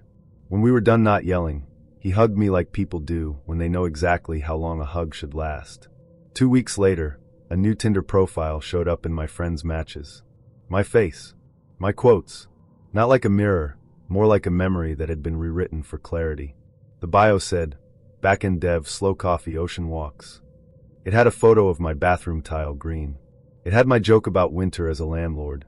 The cadence was mine if mine had been shaved and polished and served on reclaimed wood. I reported it. The app sent an auto-reply with the tone of a shrug. More showed up. My freckles in a filter I don't own. My shoes on a mission sidewalk I've never walked. My mother, suddenly relocated near a coast that wasn't ours. Friends sent me screenshots with little question marks. One wrote, "You back on the apps?" And I typed nope and erased it and typed someone's playing dress up and erased it and typed nothing at all. I'm not much for omens. I'm Vermont bred. Check the weather, wear the boots, don't make a fuss till the tractor won't start. Down here in North Carolina I'm still learning the air. How the heat has hands, how the light lingers wider at dusk, how sound hangs in the pines like it's got nowhere else to be. I ain't superstitious, but she sure felt real. Her name was Leela. First evening, the air smelled like honeysuckle and warm asphalt. Cicadas were just starting their long drone, not loud yet, like instruments tuning for a summer that hadn't taken the stage. She was already on the bench when I got there, hands tucked into her sleeves, eyes up like she knew which way I'd come. We did the polite dance. "Where you from? What do you do?" And I said Vermont, and she said, "Oh," soft, like she could picture snow as a sound. When I teased about how Raleigh pretends it's not humid, she gave me that half smile and said, in a voice that had the Carolina lilt without the sugar, "You ain't wrong." We kept meeting, same place, always just before the sun let go. She never wanted coffee afterward, never wanted a different bench. Said crowds made her feel like a radio left on in another room. She was quiet in a way that made quiet feel like a conversation. Asked about the trail dust on my boots, about the creek when it floods, about whether Vermont smells like wood stove year-round. It does some corners. I told her about sugaring and stick season. She told me the oak leaves here don't know when to quit. I liked her. That's the simple of it. I liked the way she looked sideways at a joke before letting it land. I liked that she didn't fill silences to prove she could. She'd notice small things, the ripples where a turtle had been, the tiny orange flag marking some future construction in dignity, and say, "We'll miss it when it's gone." And it wouldn't sound dramatic, just true. 3 weeks in, we were a ritual.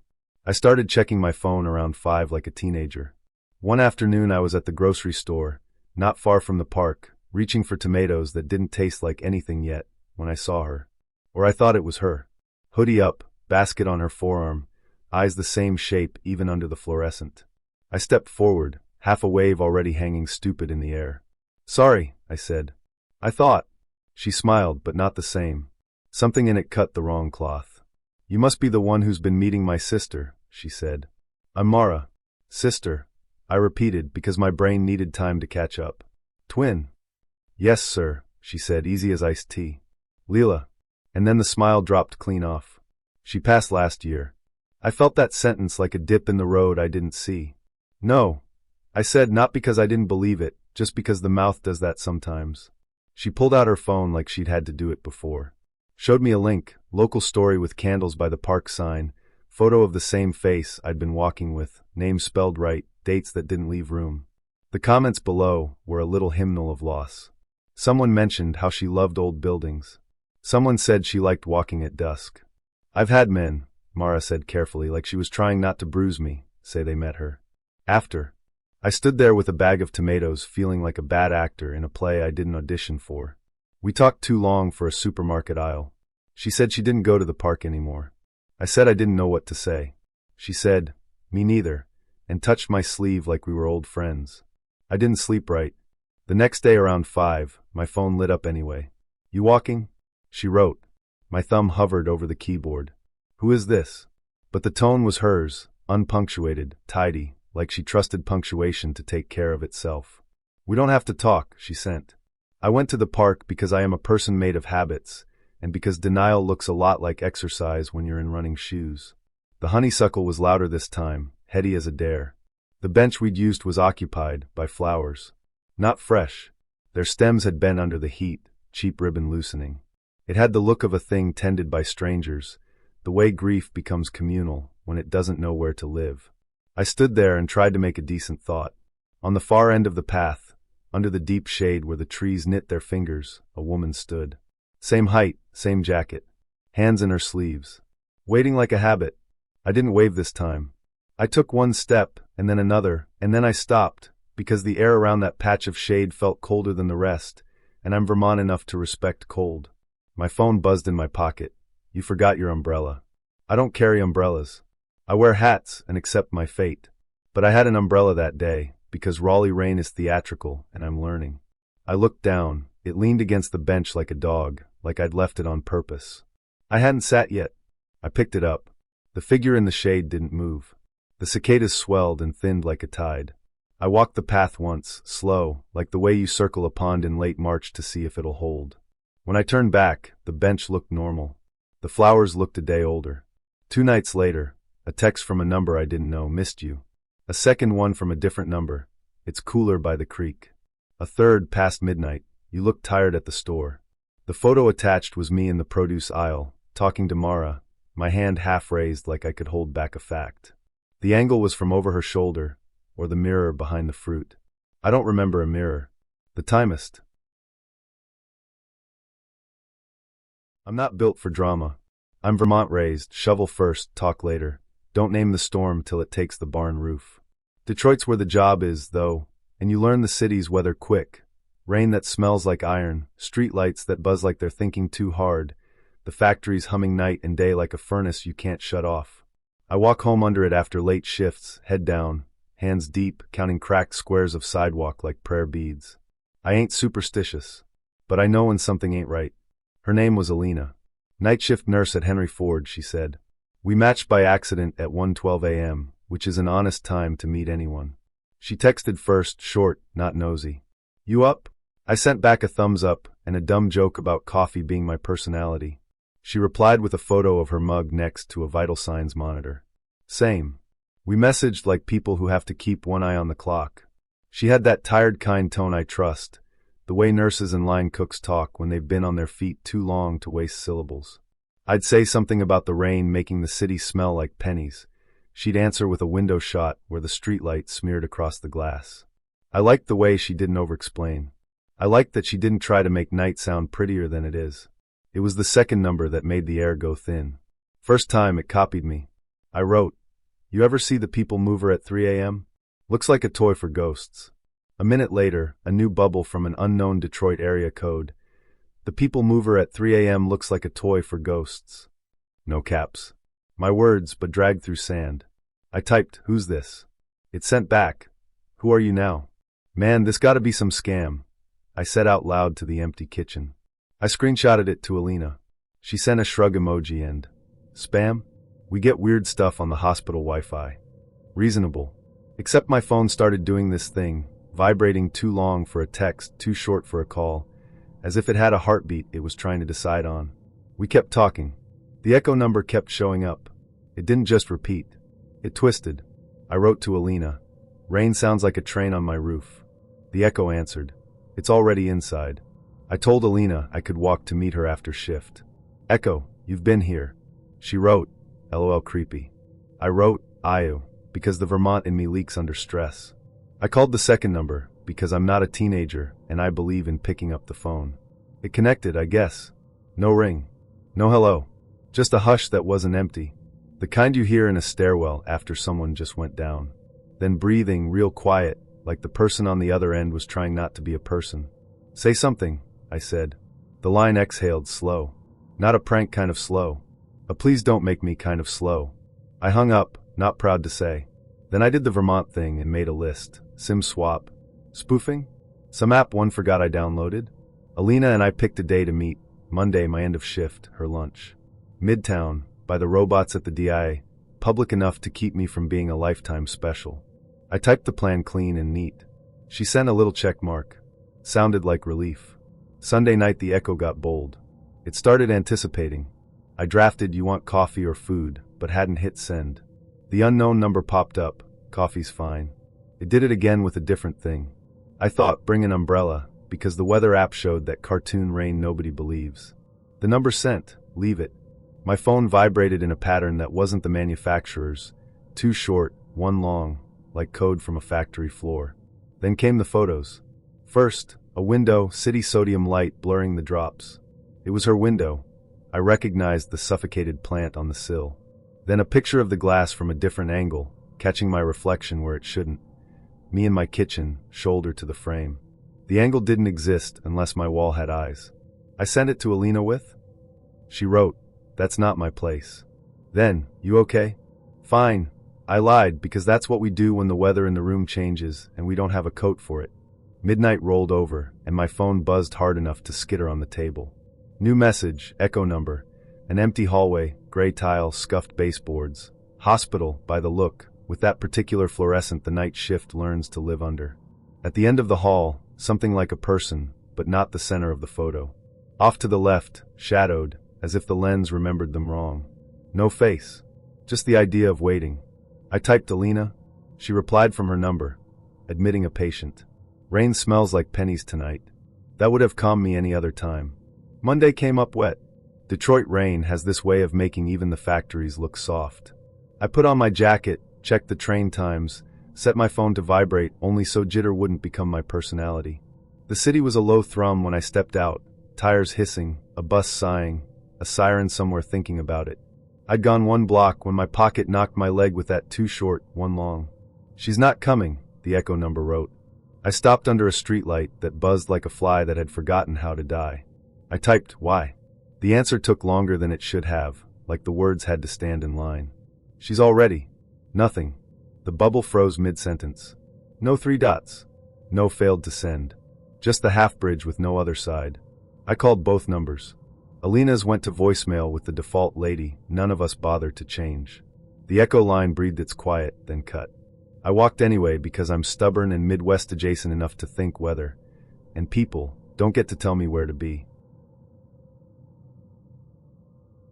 We'd been doing the long-distance thing for 3 months when Marcus suggested the weekend capsule. A whole weekend of video calls, minimal distractions, just us. A sort of mini staycation, except over screens. I was excited. Nervous, but excited. We used to joke that we were the digital couple of the century. He was in Portland finishing his thesis in digital psychology. I was in Montreal, juggling a teaching assistant gig and grad classes. Time zones sucked, but we made it work. Texts. Memes. Midnight video calls.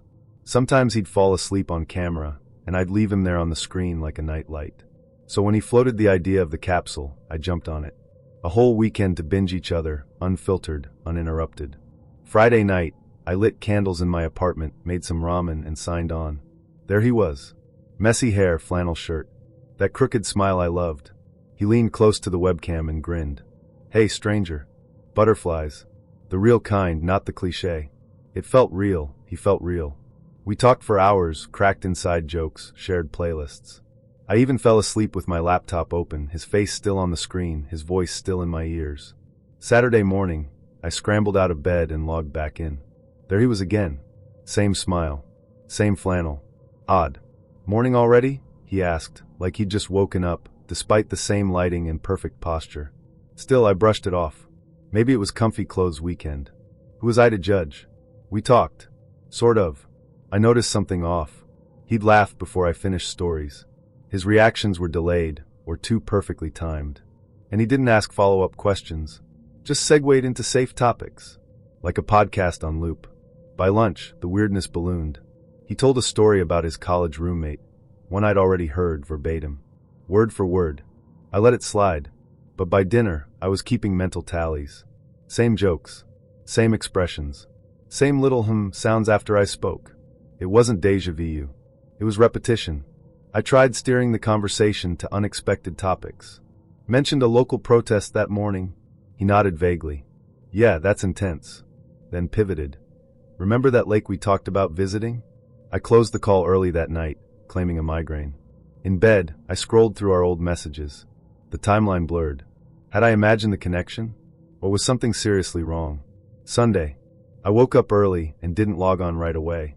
I wanted to test something. I sent Marcus a text. So excited to see you soon, face blowing a kiss. Any chance you changed out of the flannel yet? No response. I logged in. There he was. Same flannel. Same smirk. Same lighting. Nothing had changed. I felt cold, like standing in a room that someone just left. Marcus, I said slowly, did you hear about the fire at the Portland archives? Half the city's offline. His face stayed cheerful. Wow, that's wild. The Portland archives hadn't burned down. I made it up. He smiled. So what's for dinner? I froze. He wasn't on a call. He was a recording. My mouth went dry. I fumbled to end the video. Clicked leave call. Nothing happened. Iita scala al jefa quatra. Foss quit. His face stared back. Still smiling. Still blinking. I yanked the power cord. The screen went black. I sat in silence, hands shaking, until the sound of my phone buzzing shattered the air. I grabbed it. Battery dead. I just charged it. Plugged it in. It booted up. Buzzed non-stop. Dozens of notifications piling in. Missed calls. Emails. Social media alerts. And a message from Marcus. Friday, 4:09 p.m. I'm starting the capsule. Hope you love it. I've stitched together all our best convos. Your greatest hits. Like time travel blue heart. I felt nauseous. I scrolled back through our call history. The last real video call had ended 2 weeks ago. Everything since had been recordings. Later that night, I got a voice memo from him. I know you're mad, but I wanted to preserve us, keep you close, always. You get tired sometimes. I didn't want to bother you. This way you're with me, even when you're not. He sounded proud. Like a magician unveiling his trick. I didn't sleep that night. Every noise felt like a whisper. Every screen a trapdoor. I taped over my webcam. Threw a blanket over the TV. By morning, I sent one final message. You took away my voice. You replaced me with a puppet of myself. Don't contact me again. He replied instantly. But I still have you here. The real you. The one who never leaves. She's perfect. I blocked him on everything. The following week, I filed a report on the app we met through. Explained everything. They banned his profile. But it didn't stop the dreams. Sometimes I'd hear his voice out of nowhere. Phrases I'd heard 100 times before. Like echoes bouncing off the walls of my apartment. Once during a Zoom meeting, my laptop glitched and flickered. His frozen face flashed for half a second. I screamed. Was it real? A leftover file? A virus? Or something worse? It's been 5 months now. I still cover my webcam. I double-check my mic settings. I deleted every saved message from him. But I can't delete the doubt. How much of what we had was real? When did he stop seeing me and start seeing an idea? And more than anything, who else is he showing those recordings to? Who is he talking to now, in his dark room, lit only by the glow of my synthetic smile? Who is living inside the loop of my voice, my laughter, my ghost? It started with a coffee and a compliment. Her name was Mia. She slid into the chair across from me at Brew and Bloom, like we were old friends, even though we'd never spoken before. She said I looked like I needed company. I laughed, awkwardly, but said yes. I'd been going to that cafe every morning for nearly a year. Same order, same window seat, same tired playlists in my earbuds. I never expected anything to happen there. And yet, there she was. She was warm, chatty, and endlessly curious about me. Asked about my job, my favorite books, even what I'd named the plant on my windowsill. Nobody asked me questions like that. By the end of that first coffee, she had my number. By the end of the week, we had our first date. We slid into a relationship like it was the natural next step. No big dramatic start. No fireworks or sweeping gestures. Just quiet familiarity. I told myself I liked that. After the chaos of my last breakup, the shouting matches, the slammed doors, I wanted something simple. Mia was safe. She was sweet and attentive. She made reservations for us at little bistros with 3-star Yelp reviews and talked about how one day she wanted a garden. She sent me encouraging texts before presentations at work. She kept a list on her phone of all my favorites. And yet, I always felt just outside the relationship, like I was watching it happen rather than living it. The first time I noticed the distance, we were at a movie. Something romantic and indie. Mia cried twice. I checked my watch 5 times. Afterward, she grabbed my hand and said, "Wasn't that beautiful?" I nodded. Yeah, totally. But it hadn't moved me. Nothing had. We fell into a rhythm. Dinner twice a week. Weekend walks. A text thread full of emojis and heart reactions. Mia kept moving forward, making plans, introducing me to her friends. And I kept going along with it, like a man who wandered into a play and forgot he wasn't in the cast. She deserved someone who saw fireworks when she smiled. I didn't. I felt comfort, like the relief of coming home to a warm blanket, not a racing heartbeat. I told myself it would come, that the feelings would grow. They didn't. Then came the conversation about meeting her parents. I froze when she brought it up. My mind spun with excuses, work, deadlines, scheduling conflicts. She looked disappointed, but smiled anyway. Maybe next month. That night, I stared at the ceiling and whispered the truth to no one. I don't love her. And then I did the worst thing I've ever done. I cheated. It wasn't premeditated, not exactly. But somewhere deep down, I knew what I was doing. It happened at a friend's birthday party. Mia couldn't come. Something about her cousin's bridal shower. I drank too much. Talked too closely to a girl I vaguely remembered from college. She was flirty. I flirted back. We kissed. Right on the dance floor. I didn't stop it. In fact, I made sure people saw. Some part of me hoped word would reach Mia. That she'd be furious. That she'd scream at me and walk away. That she'd make the decision I couldn't. But she didn't. She called the next day, voice tight, trembling. I heard what happened. I braced myself. "I'm hurt," she said. "But I want to work through this. I forgive you. I believe in us." My throat closed. "Are you serious?" "Yes. I know relationships aren't perfect. And maybe this is our rough patch. But I love you, and I don't want to lose you over one mistake." She wasn't angry. She was kind. And that somehow was worse. Now it's been 3 months since that night. Mia thinks we've overcome something. That we're stronger. She's more affectionate than ever. Sends me articles about rebuilding trust. Wants to start couples therapy. She looks at me like I'm some brave man for owning up to the truth. But the truth is I confessed because I couldn't live with the guilt. Not because I wanted to make it right. Every time she smiles at me, I feel like a fraud. Every time she holds my hand, I wonder how I got here. I feel trapped in the prison of her goodness. She forgave me. That should have made things easier. It made them impossible. I've tried distancing myself again. Working late. Not feeling well. Need space to reflect. She takes it all in stride. "You're being too hard on yourself," she says. "We're gonna get through this." No, we're not. Because I was never in it to begin with. Last week, she mentioned an apartment downtown. A maybe someday kind of place. She described the balcony, the reading nook, the future she saw with me. I couldn't breathe. I told her I wasn't ready. She nodded, understanding, but her eyes looked like someone reaching out to catch something already falling. I see it happening. She's all in, and I'm already halfway out the door. I just haven't opened it yet. The worst part? She still makes me laugh. Not every day, but sometimes she'll do this little impression of my grumpy coworker that leaves me in tears. Or she'll surprise me with a ridiculous snack she found at a gas station, and I'll grin despite myself. And I think, maybe this could be enough. Maybe I can stay. But I know that thought is crueler than leaving. I've drafted the breakup text 100 times. It always starts with "you deserve better." Then I delete it. Because I know she'll say, "But I want you." And I don't want to hear that. Tonight, I'm sitting alone in my apartment. My phone buzzes. It's Mia. Dinner at La Forêt. My treat smiling face with smiling eyes. I stare at the screen. My fingers hover over the keyboard. Maybe tonight's the night I tell her. Maybe I finally end it. Or maybe I lie again. One more time. Just to buy myself a little more space. The kindness is crushing me. We matched on a Thursday night. His profile was short, but the photos were charming. One of him and his toddler at a pumpkin patch, another with a massive hiking backpack and a goofy grin. The last one showed him in a kitchen, holding a pan of sizzling garlic shrimp with the caption, "Single dad. Full-time chef. Recovering hopeless romantic." I messaged first.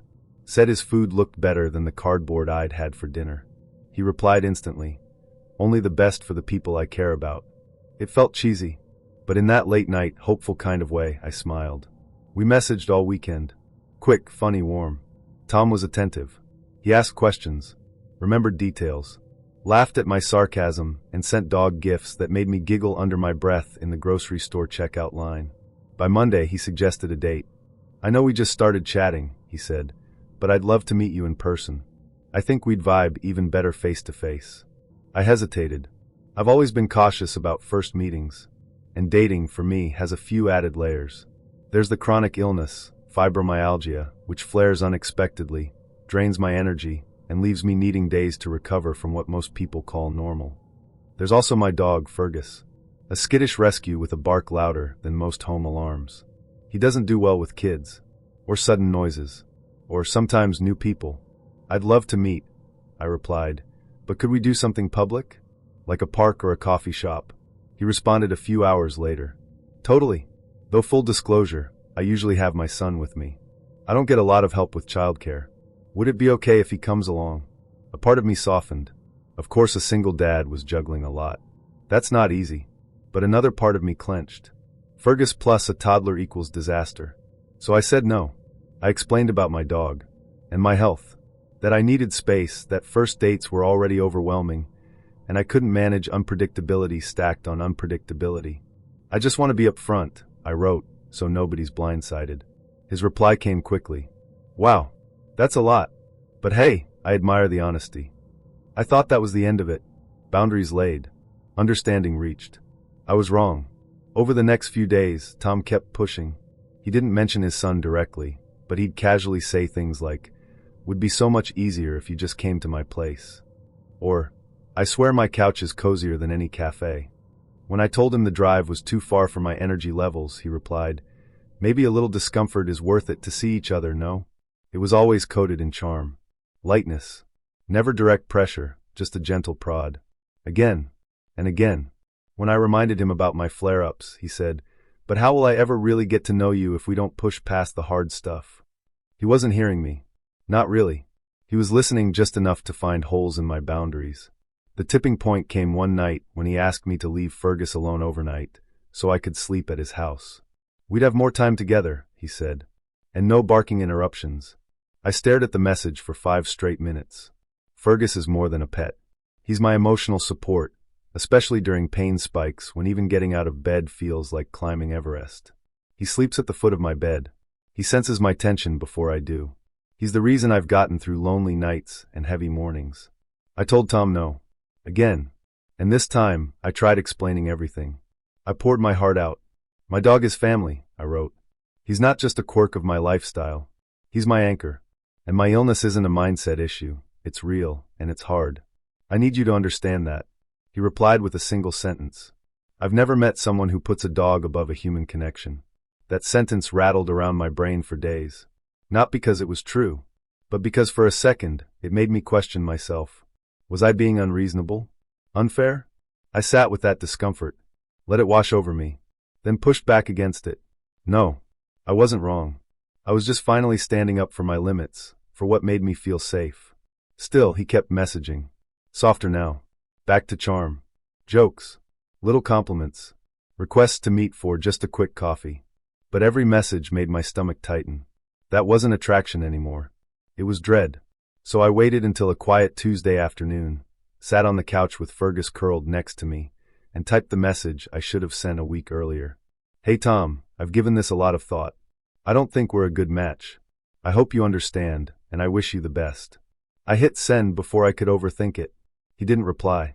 The silence that followed was loud, but it was also clean. No guilt tripping. No more subtle jabs. Just air. Finally, I blocked the number. Archived the chat. Then I took Fergus on a walk. The air was crisp, and he sniffed around like he owned the sidewalk. And for the first time in days, I felt like I could breathe. I didn't delete the apps. Not yet, but I logged out. Shut off notifications. Gave myself permission to step back. Maybe I'll try again later. Or maybe I won't. But I've learned something I didn't know before. Sometimes, it's not about whether someone likes you. It's about whether they respect you. And no matter how sweet the compliments or charming the texts, if someone chips away at your boundaries, that's not romance. That's erosion. And I'm done shrinking to fit into someone else's idea of worth it. For now, I have Fergus. I have my books, my slow mornings, my weird playlists, my soft blankets on flare-up days. And most importantly, I have peace. The kind of peace that comes from knowing I don't have to explain myself just to be accepted. The kind of peace that feels like home. I see lots of stories where the user has gone on to OkCupid and gotten a very raw deal. Not the story, but I met my husband there, and he's not a psycho. I am here to join those ranks.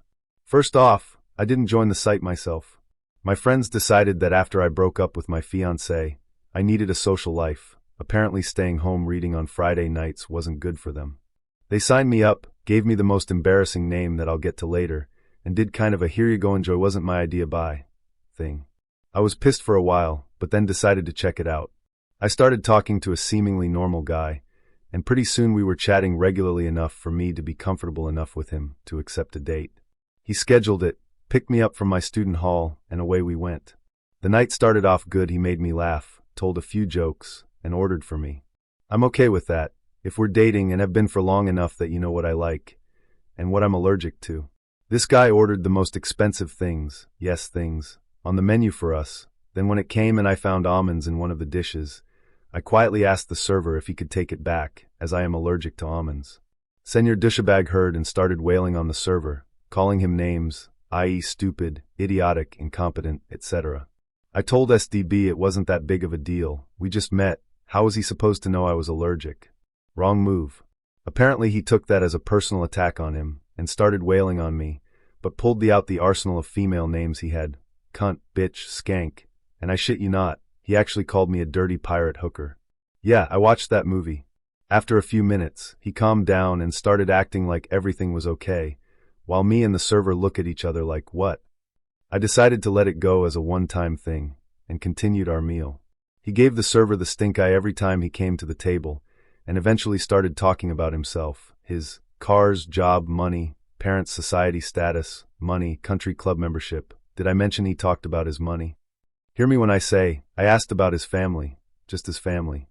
At this point, I'm sitting there, gazing at the clock on my phone, and nearing the text my roommate, who said she would then call with an emergency point that is very nearly here. I've already caught the server on a bathroom trip, and asked him to put my food in a takeaway carton, and just have it ready, and asked him to call a cab. Then he utters the magic words.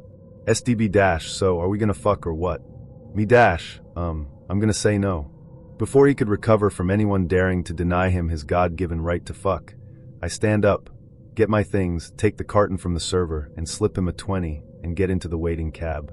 For the next few days, SDB called and texted me, sweet at first, but that morphed into snippy asshole comments, again calling me all sorts of nasty not nice names. I laughed about it after a while, and the story became quite popular in my student suite, complete with different voices and accents. It wasn't a month later that I ventured into another OKC date, but this time I got lucky. It was my would-be husband.